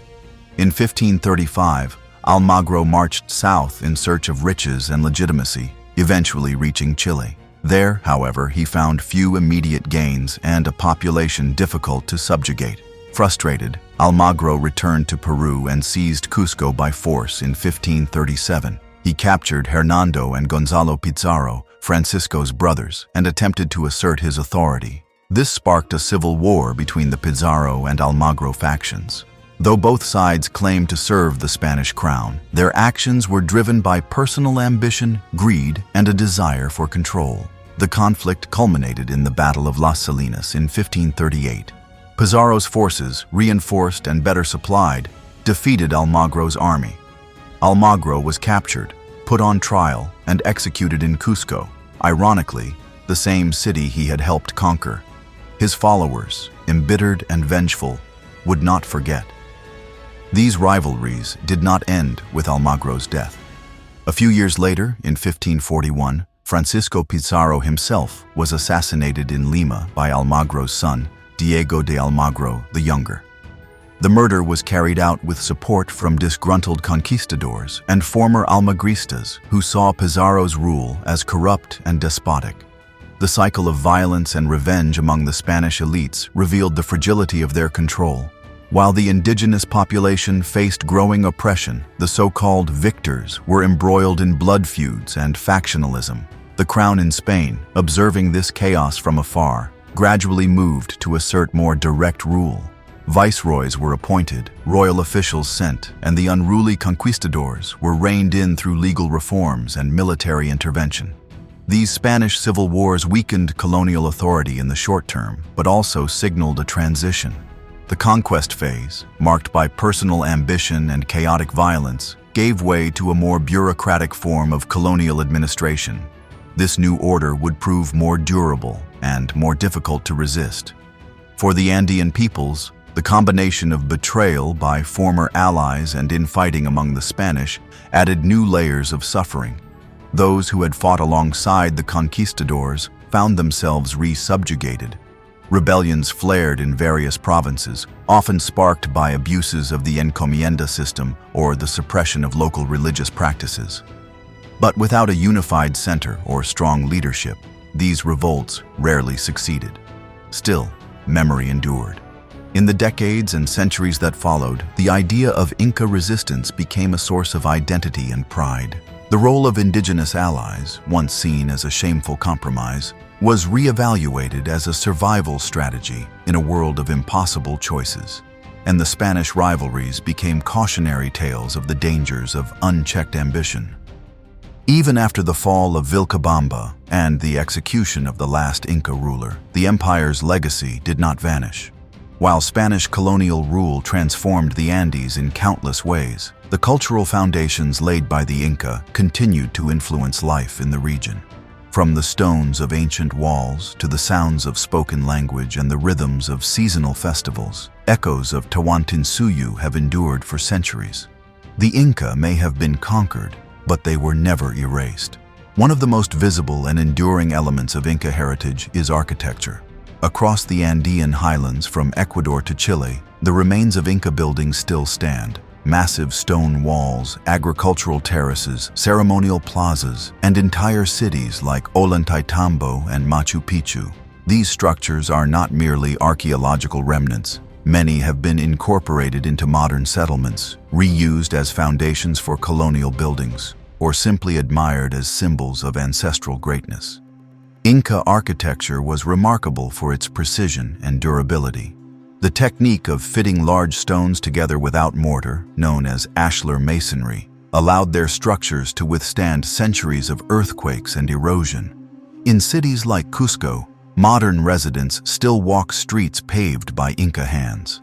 Colonial buildings, including churches and administrative offices, were often constructed atop Inca walls, an act that symbolized conquest but also acknowledged the superiority of Inca engineering. Even in ruins, these structures command respect. Machu Picchu, unknown to the Spanish and only brought to international attention in the early 20th century, has become a global symbol of Inca achievement. Its terraces, temples, and intricate water channels demonstrate not only engineering skill, but an intimate understanding of the mountain environment. Machu Picchu remains a source of national pride in Peru and a tangible link to the imperial past. Yet, the Inca legacy is not confined to stone. It lives on in language. Quechua, once the administrative and ceremonial language of the empire, continues to be spoken by millions of people across the Andes. Despite centuries of marginalization, it remains one of the most widely spoken indigenous languages in the Americas. Under Inca rule, Quechua had been spread deliberately as a unifying language across the diverse regions of Tawantinsuyu. After the conquest, the Spanish initially tolerated and even used Quechua for missionary purposes. Over time, however, policies shifted towards suppression, particularly during periods of indigenous resistance. Still, the language survived, passed down in homes, markets, and songs. Today, Quechua is recognized as an official language in Peru and Bolivia. It is taught in schools, broadcast on radio, and used in cultural festivals. For many, speaking Quechua is not just about communication. It is an affirmation of identity, a way of preserving heritage and resisting centuries of erasure. Religious practices, too, reflect Inca continuity beneath a Catholic surface. While many Andean people today identify as Catholic, traditional beliefs and rituals have often been maintained through syncretism. Sacred mountains, or apus, are still honored in ceremonies. Offerings to Pachamama, the Earth Mother, are made during planting and harvest seasons. These rituals often coexist with Christian holidays, creating a layered spiritual landscape rooted in both pre-Columbian and colonial traditions. The agricultural calendar remains shaped by Inca knowledge of the environment. Festivals tied to solstices and equinoxes, water cycles, and planting seasons reflect ancient rhythms. Communities continue to organize around collective labor practices, similar in spirit to the Inca Mita system, though now reinterpreted through modern, cooperative frameworks. Clothing, food, and music also carry Inca legacies. Traditional textiles, woven with techniques dating back to the empire, often feature patterns with symbolic meanings passed down through generations. Dishes like quinoa, chuño, and maize stews remain staples of Andean cuisine. Panpipes and drums echo across mountain festivals, instruments whose use predates European arrival. Beyond material culture, the idea of Inca heritage plays a powerful role in modern Andean identity.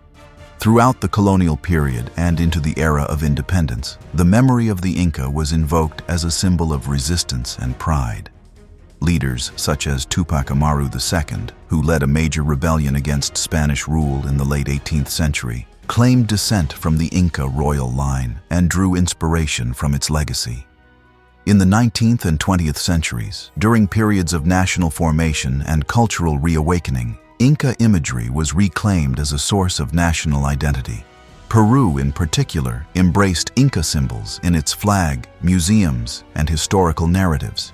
This legacy was not always interpreted accurately, but it served as a powerful reminder of the region's indigenous roots. Today, the Inca past continues to shape political and cultural debates. Movements for indigenous rights, land reform, and cultural recognition often invoke Inca traditions. Pilgrimages to sacred sites, the revival of native festivals, and bilingual education programs all reflect an ongoing engagement with the imperial past. Tourism has played a complex role in this legacy. Sites like Machu Picchu attract millions of visitors each year, generating income and international attention. Yet this attention also raises questions about preservation, exploitation, and the authenticity of cultural representation. The Inca are celebrated globally, but often through a romanticized lens that overlooks the living communities who carry that heritage today. The dual nature of Inca legacy, both historical and living, presents an opportunity for deeper understanding. It invites us to see the empire not only as a civilization of the past, but as a foundation for ongoing cultural survival. The stones may be old, but the voices that built them are still speaking. The story of the Inca Empire might have ended with conquest and resistance, but its memory did not vanish into obscurity. While the political structure of Tawantinsuyu collapsed in the 16th century, the memory of its grandeur, the voice of its people, and the remnants of its architecture continued to speak across generations. In the centuries that followed the fall of Vilcabamba, both native and European voices began to reconstruct, reinterpret, and revive the Inca legacy, culminating in a global rediscovery that still shapes our understanding today. One of the most significant early efforts to preserve and share the memory of the Inca came from within the Inca world itself. In the late 16th and early 17th centuries, a man named Garcilaso de la Vega, known today as El Inca Garcilaso, wrote one of the most influential chronicles of Inca history ever produced. Born in Cusco to an Inca noblewoman and a Spanish conquistador, Garcilaso lived at the intersection of two civilizations. Educated in Spain, he drew upon the oral histories passed down from his mother's side of the family and combined them with European literary forms to produce Comentarios Reales de los Incas. Published in the early 17th century, the Comentarios offered a detailed and often sympathetic account of Inca society, its customs, achievements, and eventual downfall. Garcilaso portrayed the Inca as enlightened rulers, wise, just, and deeply spiritual. He emphasized their architectural genius, agricultural innovations, and moral code. At the same time, he did not ignore the violence of conquest or the suffering endured by his ancestors. Garcilaso's work was not a neutral historical account. It was an act of cultural preservation and advocacy. Writing in exile and conscious of the colonial power structures of his time, he sought to present the Inca as equals to, or even more advanced than, their European conquerors. His narrative challenged dominant colonial perspectives that dismissed indigenous cultures as primitive or inferior. For centuries, Garcilaso's Comentarios remained one of the few widely known sources on Inca history. Alongside it were other chronicles, some written by Spanish priests and administrators, others by mestizo and indigenous authors. Together, these works became a repository of Inca memory, blending fact, myth, and interpretation. They were essential for later scholars, travelers, and archaeologists seeking to understand the lost empire. While Inca culture survived in daily life, oral traditions, and rural ceremonies, much of the material world of the Inca was hidden, buried under jungle, repurposed into colonial cities, or simply forgotten by outsiders. That began to change in the 19th century, when explorers and antiquarians started venturing deeper into the Andes in search of ancient ruins. Early European travelers marveled at what they found: towering walls of stone, forgotten terraces, and enigmatic fortresses like Sacsayhuaman and Ollantaytambo. But it was not until the early 20th century that the global spotlight truly returned to the Inca, thanks to the dramatic rediscovery of Machu Picchu. In the year 1911, an American historian and explorer named Hiram Bingham, supported by Yale University and the National Geographic Society, led an expedition through the Andes. Guided by local farmers, Bingham was led to a site perched high in the mountains above the Urubamba River. There, beneath thick vegetation, stood the remains of an Inca city, untouched by Spanish conquest, remarkably preserved, and breathtaking in its beauty. This city, now known worldwide as Machu Picchu, was likely a royal estate, possibly constructed during the reign of Pachacuti. Its location was strategic, its layout sophisticated, and its architecture flawless.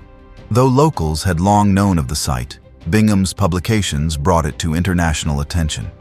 National Geographic featured it in a special issue, and Machu Picchu soon became emblematic of the lost glory of the Inca. Bingham's expedition was not without controversy. He removed thousands of artifacts from the site and took them to Yale University, where they remained for nearly a century. Only in recent years, after negotiations with the Peruvian government, were many of these items returned to their country of origin. Despite these ethical debates, the rediscovery of Machu Picchu reignited global interest in the Inca Empire. Archaeologists, historians, and tourists began pouring into Peru, eager to explore the ruins, study the quipas, and trace the paths of the ancient road network. Entire academic disciplines flourished around the study of Andean civilizations, challenging earlier misconceptions and uncovering new insights. Today, Machu Picchu is a UNESCO World Heritage Site and one of the most visited archaeological destinations in the world. But beyond its fame, it stands as a symbol of Inca endurance, a city never taken by force, never destroyed by colonizers, resting quietly in the mountains as a testament to a people who once ruled the spine of South America. The revival of Inca studies also led to a broader cultural awakening in the Andes. Indigenous communities reconnected with their past, scholars re-examined the empire's legacy, and national narratives began to shift. In countries like Peru, Bolivia, and Ecuador, the Inca past became a source of pride, woven into educational curricula, public ceremonies, and national symbols. In recent decades, efforts to preserve and honor this legacy have expanded. Bilingual education in Quechua and Spanish has been promoted. Festivals that blend Catholic and pre-Columbian traditions, such as Inti Raymi in Cusco, have gained renewed popularity. Descendants of Inca nobility, once silenced, now speak with renewed voice, demanding recognition and justice. Modern Peru is a country where trains to Machu Picchu depart daily, and where children in mountain villages still learn Inca songs from their elders. It is a country where the lines between past and present blur, where the Inca are not just a historical subject, but a living part of cultural identity. As the rediscovery of Inca sites like Machu Picchu brought global attention to the lost empire, a deeper question emerged. What can the rise and fall of the Inca teach us? Beyond the grand architecture and dramatic conquest, the history of Tawantinsuyu reveals a civilization of remarkable innovation, resilience, and complexity. It also offers enduring lessons about power, governance, and the fragility of human achievement in the face of internal fractures and external shocks. The Inca Empire rose with astonishing speed. From a small highland kingdom in the Cusco Valley, It expanded over the course of less than 100 years to become the largest empire in pre-Columbian America. This expansion was not random. It was built on a clear vision: unify the Andes under a single administrative and religious system, centered around the sacred city of Cusco and legitimized by divine descent from the sun god Inti. This vision was supported by brilliant infrastructure. The Inca road system, known as the Chapac Ñan, connected cities, storage centers, and military outposts across thousands of kilometers. With no wheel and no draft animals beyond the llama, the Inca nonetheless built one of the most efficient logistical networks in world history. Relay runners carried messages and goods at astonishing speeds, enabling centralized decision-making across mountains and deserts. The empire's economy was based not on currency, but on labor. Through the mita system, citizens contributed time and effort to state projects, farming, construction, military service, in exchange for state support. It was a system rooted in reciprocity, and though it demanded sacrifice, it also created shared obligation and mutual dependence between state and subject. Socially, the Inca organized people into ailes, extended kinship groups that functioned as units of labor, land ownership, and identity. Each ailu had its own leaders, responsibilities, and spiritual traditions, yet the empire managed to integrate them into a broader imperial framework.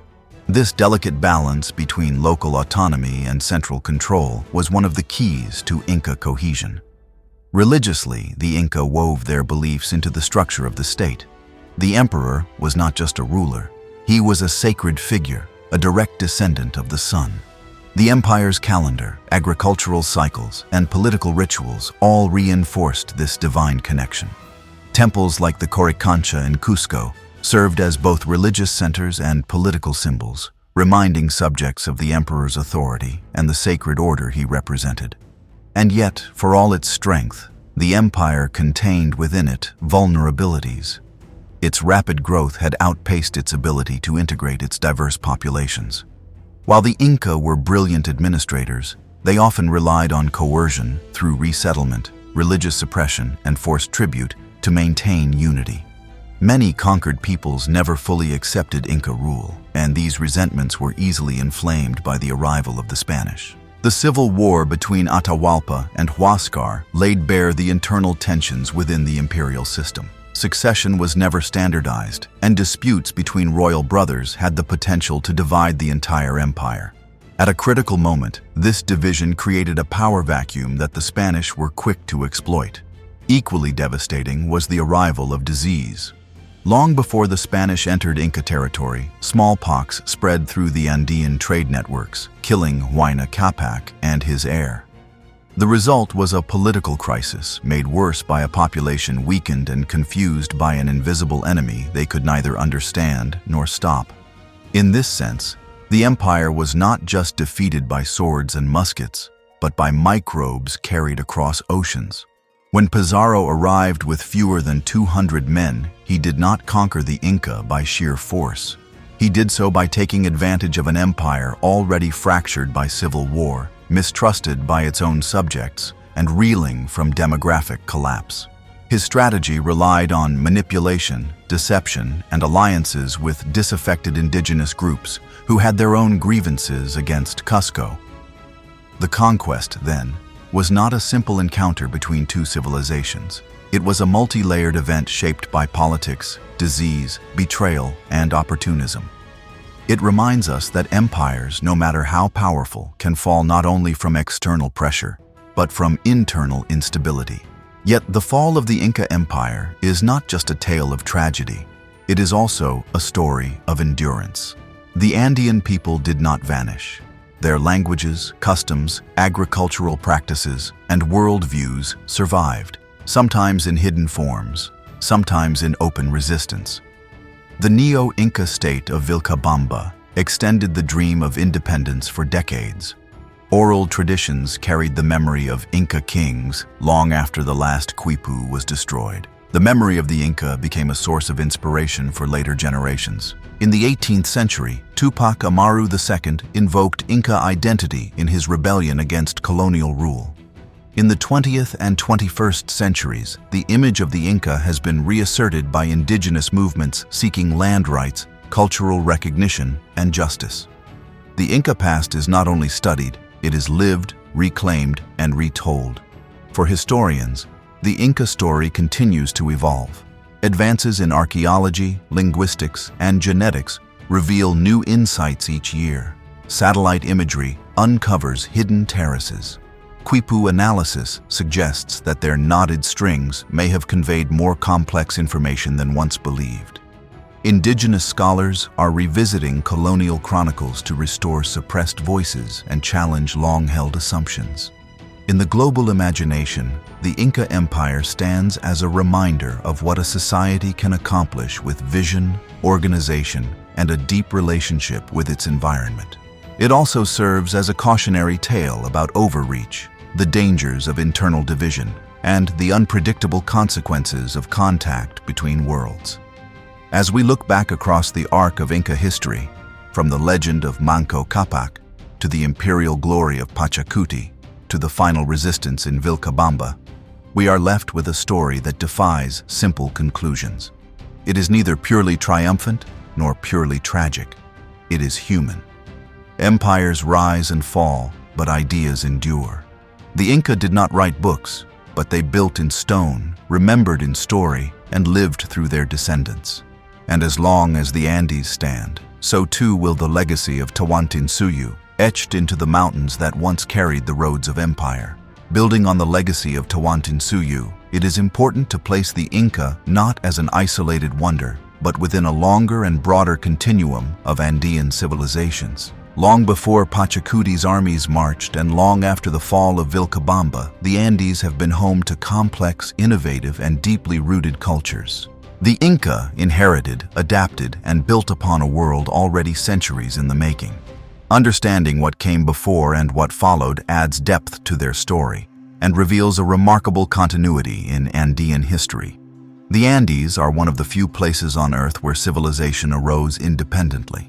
Without influence from Mesopotamia, Egypt, or China, societies here developed agriculture, monumental architecture, and sophisticated religions on their own terms. As early as the 3rd millennium before the Common Era, small communities were cultivating native crops like potatoes, quinoa, and maize. These early agriculturalists learned to manipulate diverse microclimates, a skill that would become essential in the high-altitude terrain of the Andes. Among the earliest large-scale societies was the Norte Chico civilization along the central coast of modern-day Peru. Flourishing from around 3,500 to 1,800 years before the Common Era, it built monumental pyramids, engaged in complex trade networks, and created a form of social hierarchy, all without ceramics or widespread agriculture.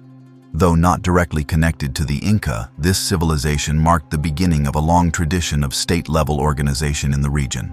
By the 1st millennium before the Common Era, new religious and artistic movements were emerging. The Chavin culture, centered in the highlands, spread its influence through stone carvings, metallurgy, and temple construction. The Chavin religious iconography, a blend of feline, serpent, and bird imagery, can be seen as a precursor to the Pan-Andean cosmology that the Inca would later standardize. In the centuries that followed, a series of regional powers emerged, each contributing to the Andean cultural toolkit. The Moche, based along the northern coast, excelled in ceramics and irrigation. Their pottery, often depicting warriors, deities, and scenes of everyday life, remains some of the most detailed visual documentation of ancient Andean society. The Nazca, further south, are famous for their geoglyphs, massive drawings etched into the desert floor, whose purpose still inspires debate. Perhaps the most direct precursors to the Inca were the Wari and Tiwanaku states. The Wari, based in the Central Highlands from around the 6th to 10th centuries of the Common Era, pioneered forms of administrative control, road construction, and terracing. They developed a model of provincial governance that bears striking resemblance to Inca practices centuries later. Tiwanaku, located near Lake Titicaca, developed monumental architecture, agricultural raised fields, and a religious system that emphasized the sun, ancestor worship, and sacred stonework. elements that would later appear in Inca ideology. The Inca did not erase these cultures. They absorbed and reinterpreted them. When expanding their empire, Inca rulers often incorporated the gods, sacred sites, and artistic styles of the peoples they conquered. In doing so, they presented themselves not as destroyers, but as rightful heirs to an ancient Andean order. This strategy of cultural inclusion helped facilitate their rapid expansion and legitimacy. Even the Inca capital of Cusco reflected this layering of traditions. Beneath Inca stonework lie traces of earlier settlements. Some of the sacred routes, canals, and agricultural terraces used by the Inca may date to Wari or even earlier periods. The empire rested upon foundations quite literally laid by those who came before. And when the Inca state collapsed in the 16th century, the Andean world did not vanish. Spanish colonial rule introduced new forms of administration, religion, and economy, but much of the Andean cultural structure endured. Indigenous communities maintained their alis, continued to farm ancient terraces, and preserved their languages and rituals. While some religious practices were hidden behind Catholic forms, others were practiced openly in reinterpreted ways. Colonial officials often relied on the same local structures the Inca had used. They collected tribute from alis, assigned native leaders as intermediaries, and repurposed the Inca road system. In many cases, colonial Peru was a hybrid order, Spanish in name, but Andean in daily life. This continuity helps explain the strength of resistance movements that emerged in later centuries. Leaders like Tupac Amaru II were not inventing identity from scratch. They were drawing from living traditions that had never disappeared. Their calls for justice and restoration were grounded in real memories, real communities, and real practices that had survived long after the fall of Cusco. In the modern era, this long view of Andean history has inspired both scholarship and activism. Anthropologists, linguists, and archaeologists have highlighted the sophistication of pre-Inca societies, challenging Eurocentric assumptions that equated civilization solely with writing or urbanization. Indigenous scholars and leaders have emphasized continuity, not loss, arguing that Andean culture is not a relic, but a dynamic and evolving force. In places like Bolivia, where indigenous peoples form a majority, this perspective has informed politics, education, and national identity. Movements to recognize indigenous languages, land rights, and traditional knowledge have gained strength, rooted in the enduring legacy of cultures that shaped the Andes long before the Spanish arrived. The Inca, then, were both an apex and a link in a much longer chain. They built the greatest empire the Andes had ever seen, but they did so by standing on the shoulders of those who came before. And after their empire fell, the Andean world persisted, adapted, and resisted through centuries of change. Having traced the long arc of Andean civilization and its continuity before and after the Inca, it is worth pausing to examine one of the most remarkable aspects of the Inca Empire, its mastery of engineering and innovation.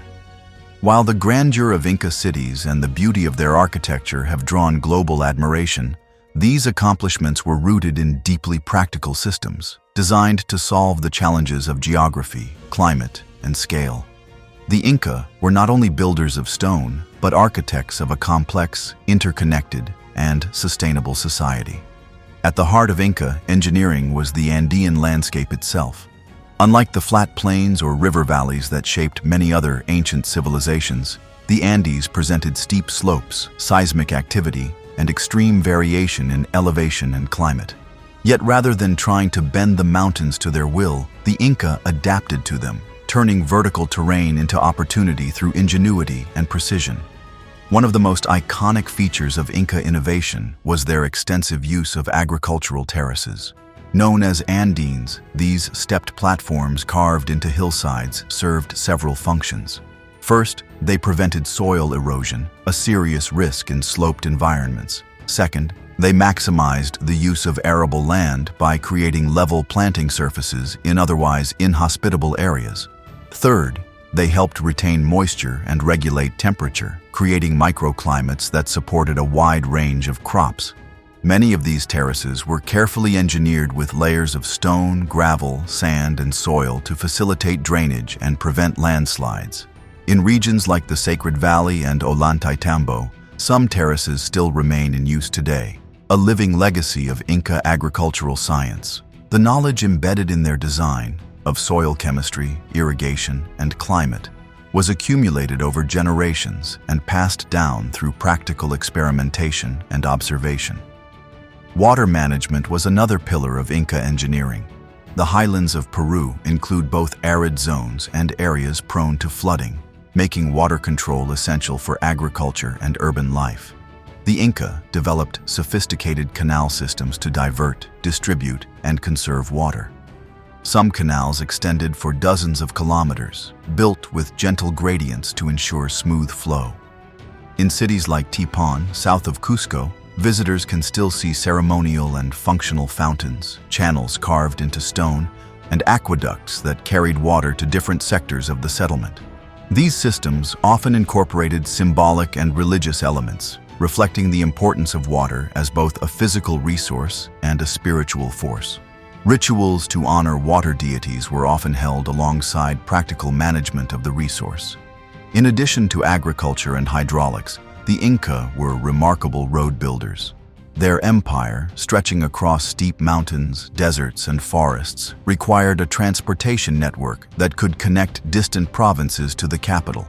The result was the Capac Ñan, the royal road system.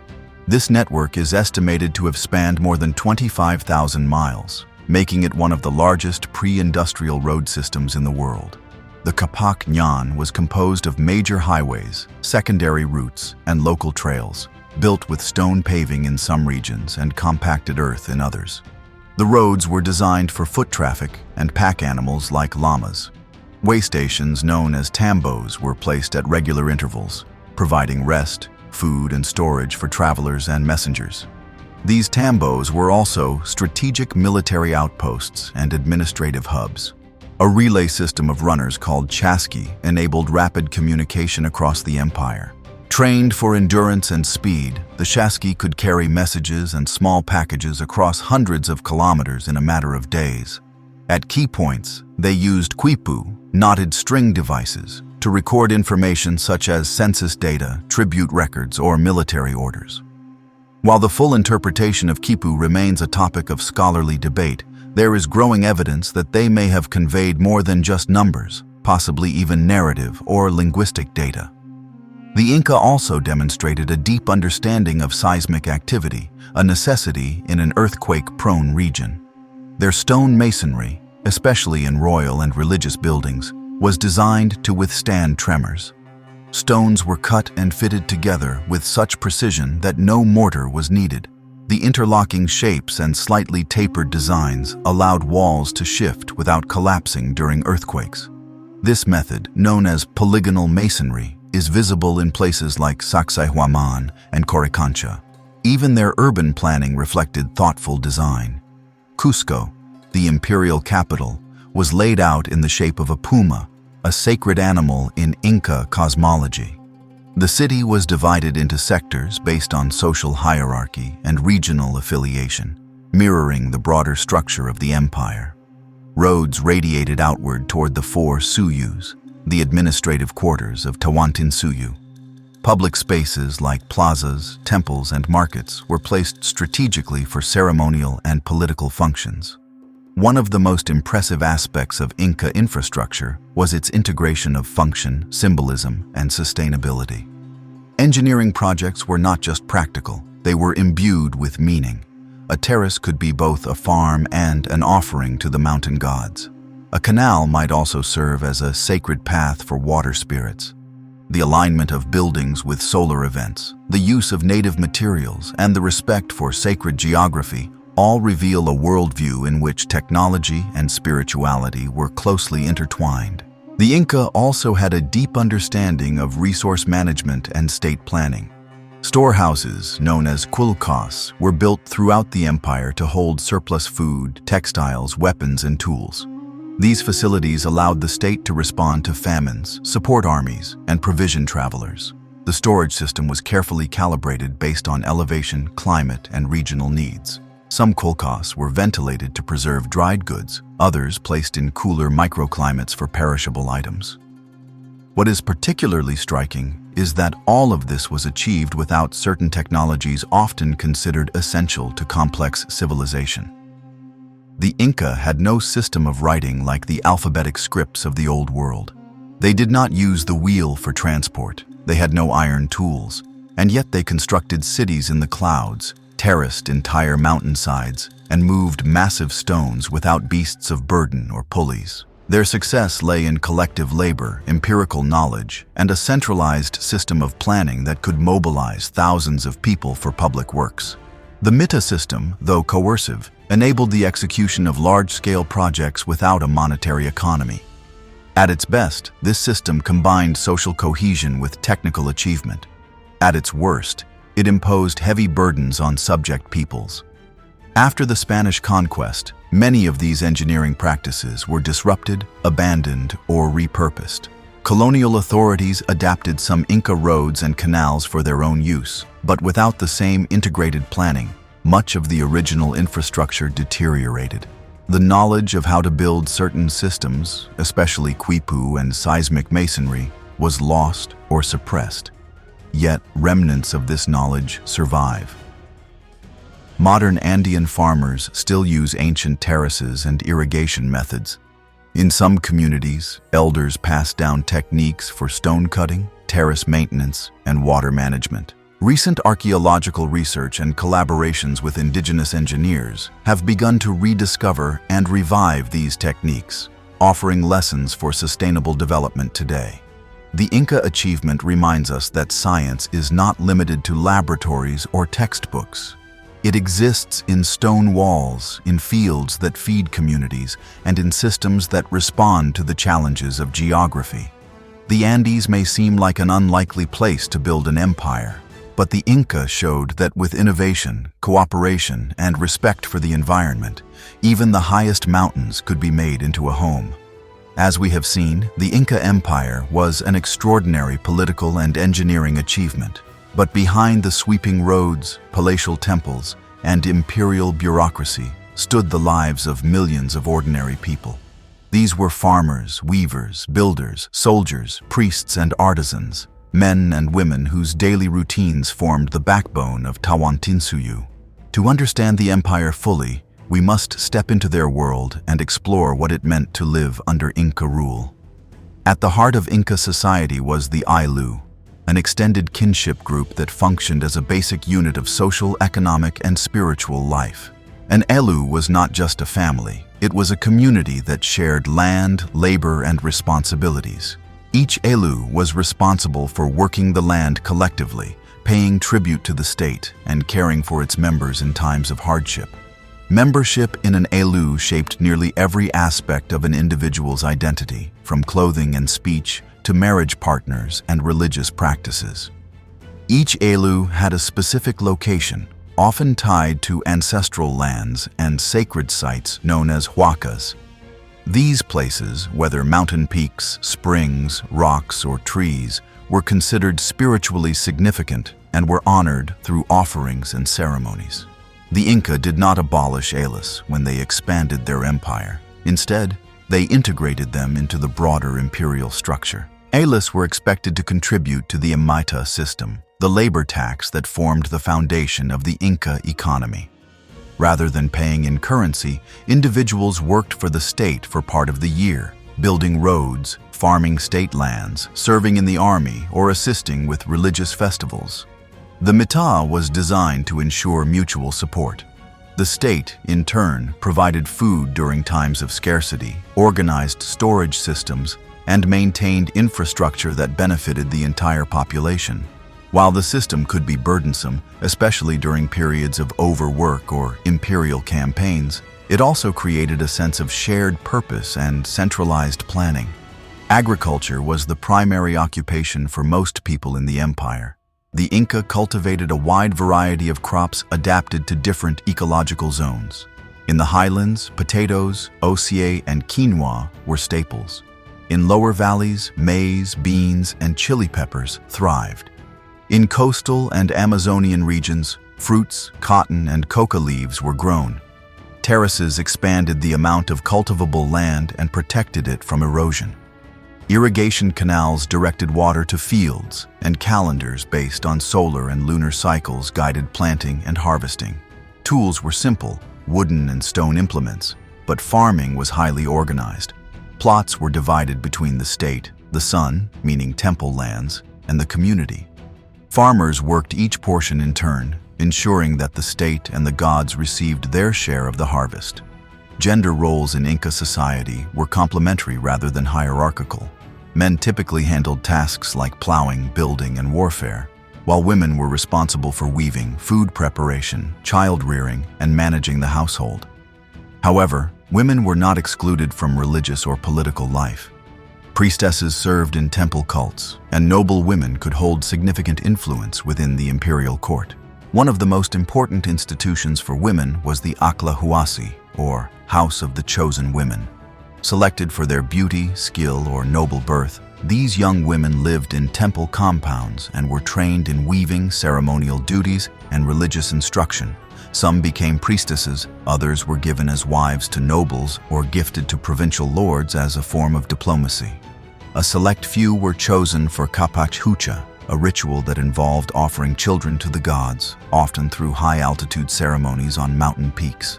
Clothing reflected both regional identity and imperial hierarchy.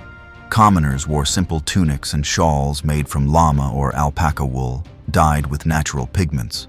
Nobles wore more elaborate garments, often woven from fine vicuña wool and decorated with patterns that signified status, region, or function. The emperor, or Topa Inca, wore garments so sacred they were burned after use rather than reused or gifted. Housing varied by region and social class. Most rural families lived in one-room stone or adobe homes with thatched roofs. These houses were arranged in clusters, often near fields or along irrigation channels.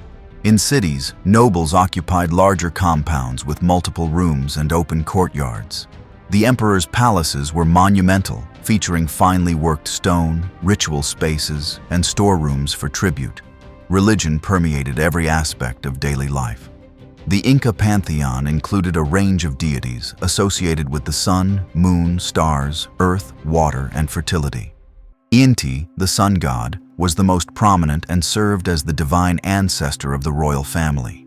But local deities, or huacas, remained central to the lives of ordinary people. Priests performed sacrifices of food, textiles, animals, and occasionally humans to maintain cosmic balance and ensure prosperity. Festivals punctuated the calendar and provided moments of communal celebration and renewal. Major festivals such as Inti Raymi, held at the winter solstice, involved days of feasting, dancing, and ritual. Local celebrations were tied to agricultural cycles and included music, dance, and offerings. These gatherings reinforced social bonds and cultural continuity. Education was informal for most, but institutionalized for the elite. Children of commoners learned from their parents, gaining skills needed for farming, weaving, and domestic life. Sons of nobles were sent to specialized schools in Cusco, where they studied religion, military training, history, and the use of quipu. These students were groomed for roles in administration or the priesthood. The empire did not have a written script, but oral tradition played a crucial role in preserving knowledge. Amautas, or wise men, were responsible for memorizing and reciting history, genealogy, and moral instruction. They used poetry, proverbs, and songs to teach values and maintain continuity across generations. Justice was administered by local curazas under the supervision of higher officials. Laws emphasized social harmony and were enforced through a hierarchy of punishments, ranging from public shaming to exile or execution for severe offenses. Theft, laziness, and disrespect toward the Topa Inca were among the most serious crimes. Despite the harsh penalties, the system aimed at order rather than punishment, and community accountability played a key role. In moments of crisis, such as droughts, natural disasters, or crop failure, the empire mobilized its storage system. Granaries filled with freeze-dried potatoes, maize, and salted meat ensured that famine was rare. This level of preparation reflected not only administrative capacity, but a commitment to welfare embedded in the imperial philosophy. What emerges from this picture is a society that was both tightly organized and deeply communal. Inca rule could be demanding, especially in its extraction of labor and its imposition of imperial ideology. Yet for many, it also offered stability, infrastructure, and access to food, security, and social identity. Having walked through the empire's rise, achievements, resistance, and enduring cultural presence, we now arrive at the living frontier of Inca history. The story of Tawantinsuyu does not end in ruins or textbooks. It continues in modern identities, national narratives, and political struggles across the Andes and beyond. The Inca are not only a subject of historical study, but a symbol invoked in efforts to define culture, assert rights, and imagine alternative futures. In modern-day Peru, Bolivia, Ecuador, and parts of Chile and Argentina, indigenous peoples form a significant portion of the population. Many speak Quechua or Aymara as a first language. Many live in Ayllu-based communities that, while transformed by centuries of colonialism and capitalism, retain echoes of Inca social organization. Their festivals, agricultural techniques, and forms of local governance carry within them layers of inherited wisdom. The 20th century witnessed a shift in how the Inca were perceived.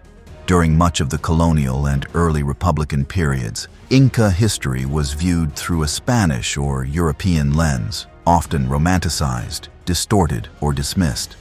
But over time, as nationalist movements emerged and scholars began to recenter indigenous perspectives, the Inca came to be seen not only as a symbol of past glory, but as a foundation for modern Andean identity.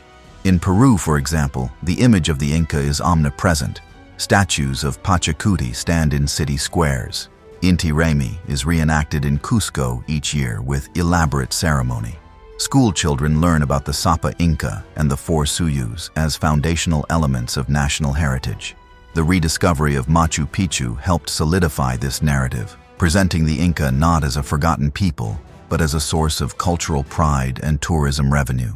Yet this celebration of the Inca past is not without contradiction. While Inca symbols are displayed in public spaces, many indigenous communities continue to face systemic discrimination, economic marginalization, and limited access to education and political representation. The romanticized Inca, dressed in gold and standing atop pristine terraces, can become a symbol stripped of its political and human context. This tension has fueled indigenous movements across the Andes. In Bolivia, the election of Evo Morales, an Aymara coca grower and union leader, as president in the early 21st century, marked a major shift.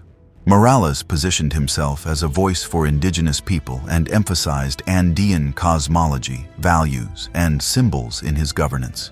His administration even adopted the huifala, a multicolored flag used by indigenous Andean groups, as a national symbol alongside the traditional Bolivian flag. Morales's discourse often evoked the Inca past, not as a call to recreate the empire, but to reclaim sovereignty and dignity rooted in indigenous heritage.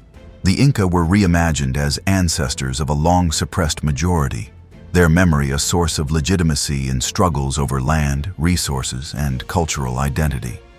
In Ecuador, similar movements have sought to protect indigenous land rights and cultural autonomy, drawing inspiration from the deep histories of the Andean highlands.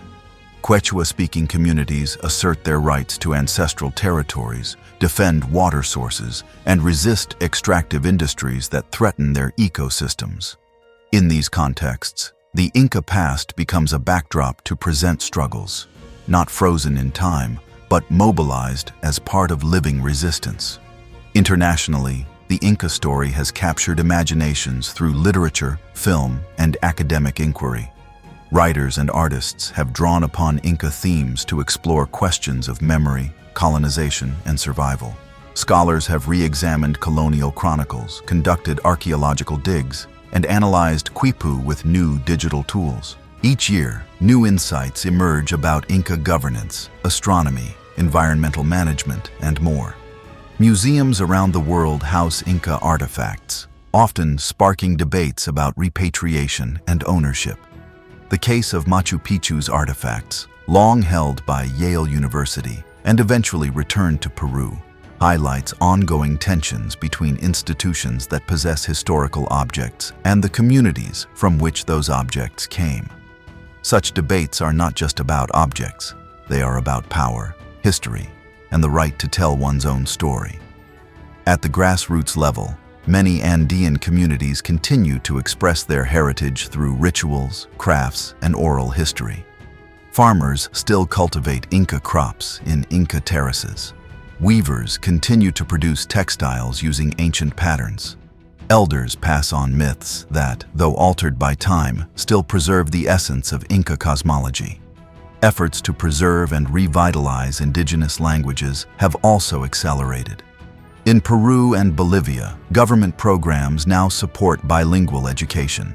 Quechua and Aymara radio stations, newspapers, and cultural initiatives help bridge generations and create space for indigenous voices. These are not mere revivals. They are continuations of traditions that have never entirely disappeared. There is also growing interest in Inca knowledge systems for contemporary challenges. As climate change threatens water supplies and food systems, scientists and policymakers look to traditional Andean practices for solutions, such as crop diversification, water channeling, and seed preservation. Inca engineering, once viewed as a curiosity, is now being studied as a model of sustainable adaptation. In cities and on social media, younger generations of indigenous activists and artists are reshaping what Inca identity means today. They mix tradition with innovation, fusing hip-hop with Quechua lyrics, creating digital art inspired by Andean symbols, and challenging stereotypes through fashion, film, and political commentary. Their work honors the past but refuses to be confined by it. The Inca, then, are not just a story of what was. They are a part of what is, and what may yet be. Their empire may have ended in the 16th century, but the ideas, structures, and spirit of Tawantinsuyu live on in the hearts and actions of millions. The Inca continue to inspire, to provoke, and to offer a lens through which people imagine justice, resilience, and identity in a rapidly changing world. As we close this comprehensive journey through the history of the Inca Empire, from mythic origins to imperial splendor, resistance, rediscovery, and present resonance, we are reminded that history is not only about the past. It is about the meanings we make, the connections we carry, and the futures we shape with the stories we choose to remember. The empire may have fallen, but its story endures, in stone, in memory, and in the living Andes.